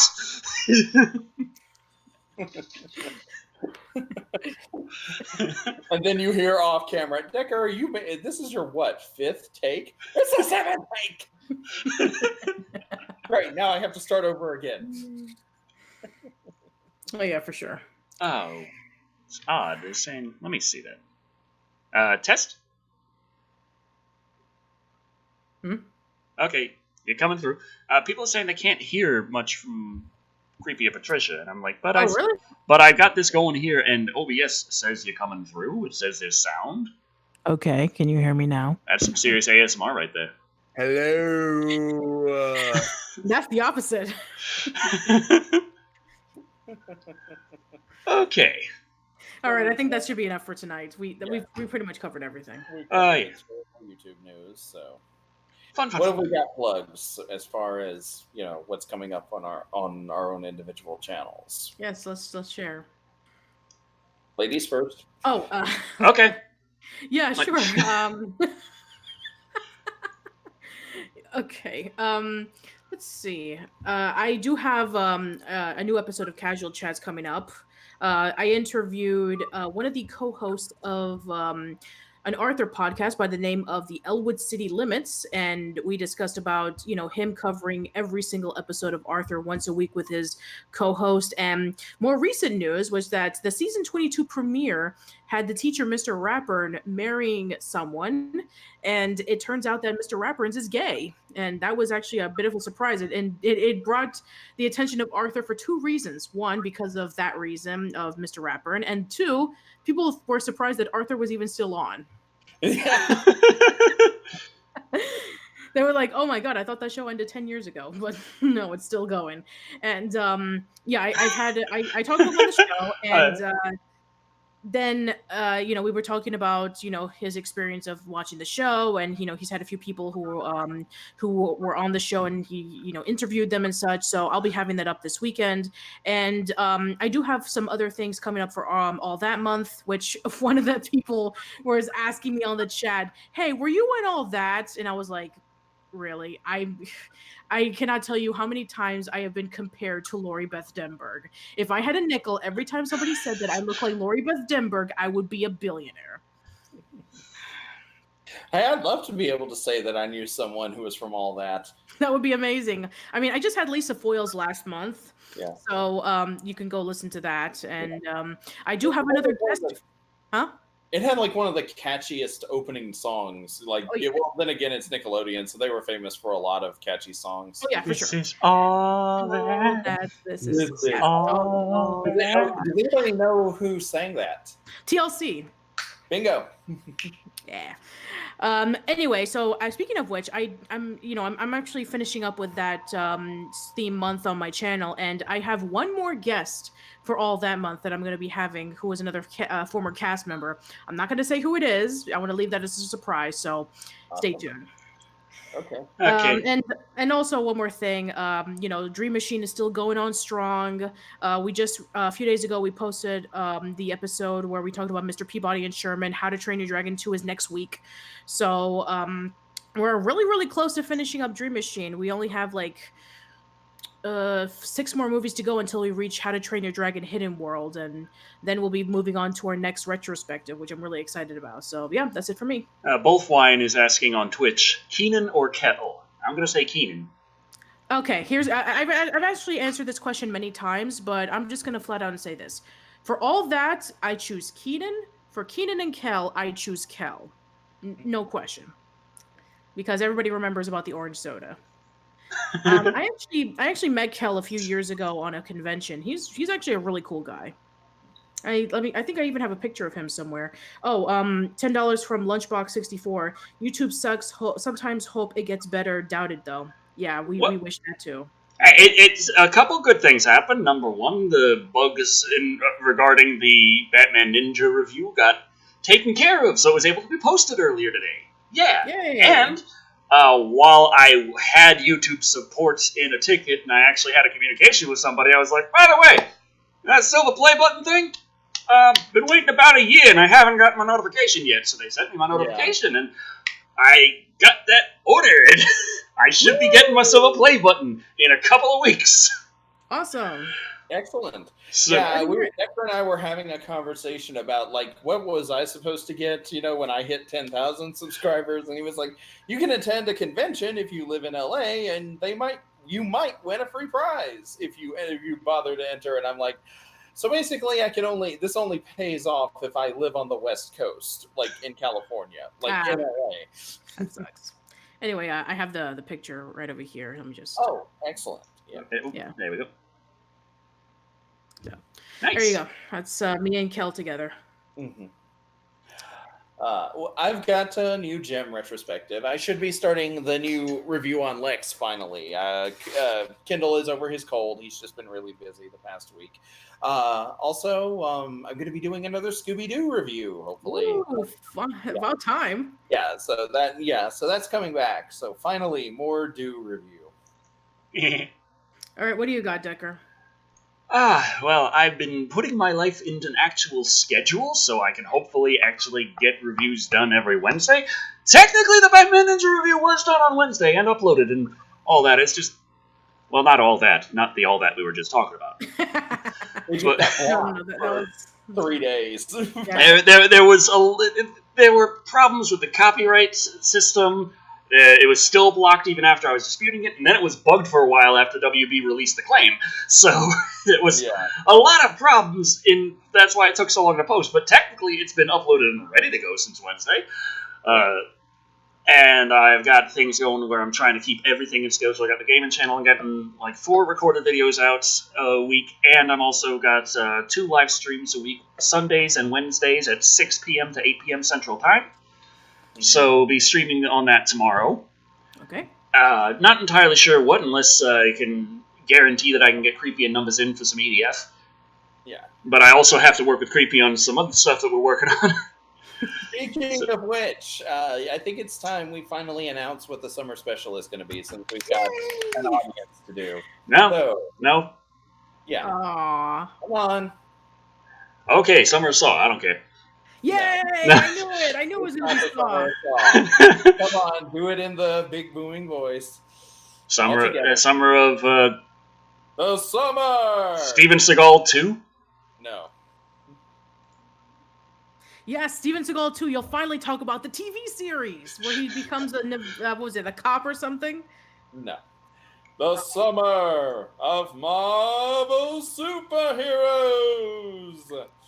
Yeah, that one. Oh, that one. Really? I thought it was going to be Adam Sandler movies. I thought that we were going to do Invader Zim together because of Enter the Florpus coming on Netflix. But, yeah, we got that summer special coming up, but I also got some other superhero movies I'm doing right now, so it's going to be a little weird. Because not only did I just do Batman, but next one up for Wednesday is supposed to be Glass. Oh, Glass. I did rip it in 4K with DVD fab that can actually rip 4K properly now. So it doesn't have any glitchy pixels in it. Everything's the right color. It's not washed out and muddied out and gray and brown. It looks like it's supposed to. Oh. Isn't that impressive? A movie that looks like a movie. Very good, very good. So, yeah, so we got that. Coming up next week, the streaming on Sundays and Wednesdays. And let's see, what am I doing on Thursday? Oh, yeah, cleaning my house. Right. I'm doing that, too. And the other Saturday after Live and Wired is Laundry Day. Yeah. This is all very important information. Also, we need to plan out our very special E3 Live and Wired Day. We'll see if we can get Teddy Rubskin to come back to the show. Awesome. I'm going to see, is he still in the chat? Can I Teddy! E3! Teddy, come to the show. We would love to have you again. I don't think he's here. I think he left. That's okay. We'll message him later. Yeah. So,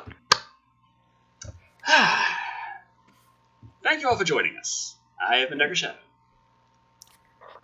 And I've been Patricia. And I'm that long-haired creepy guy.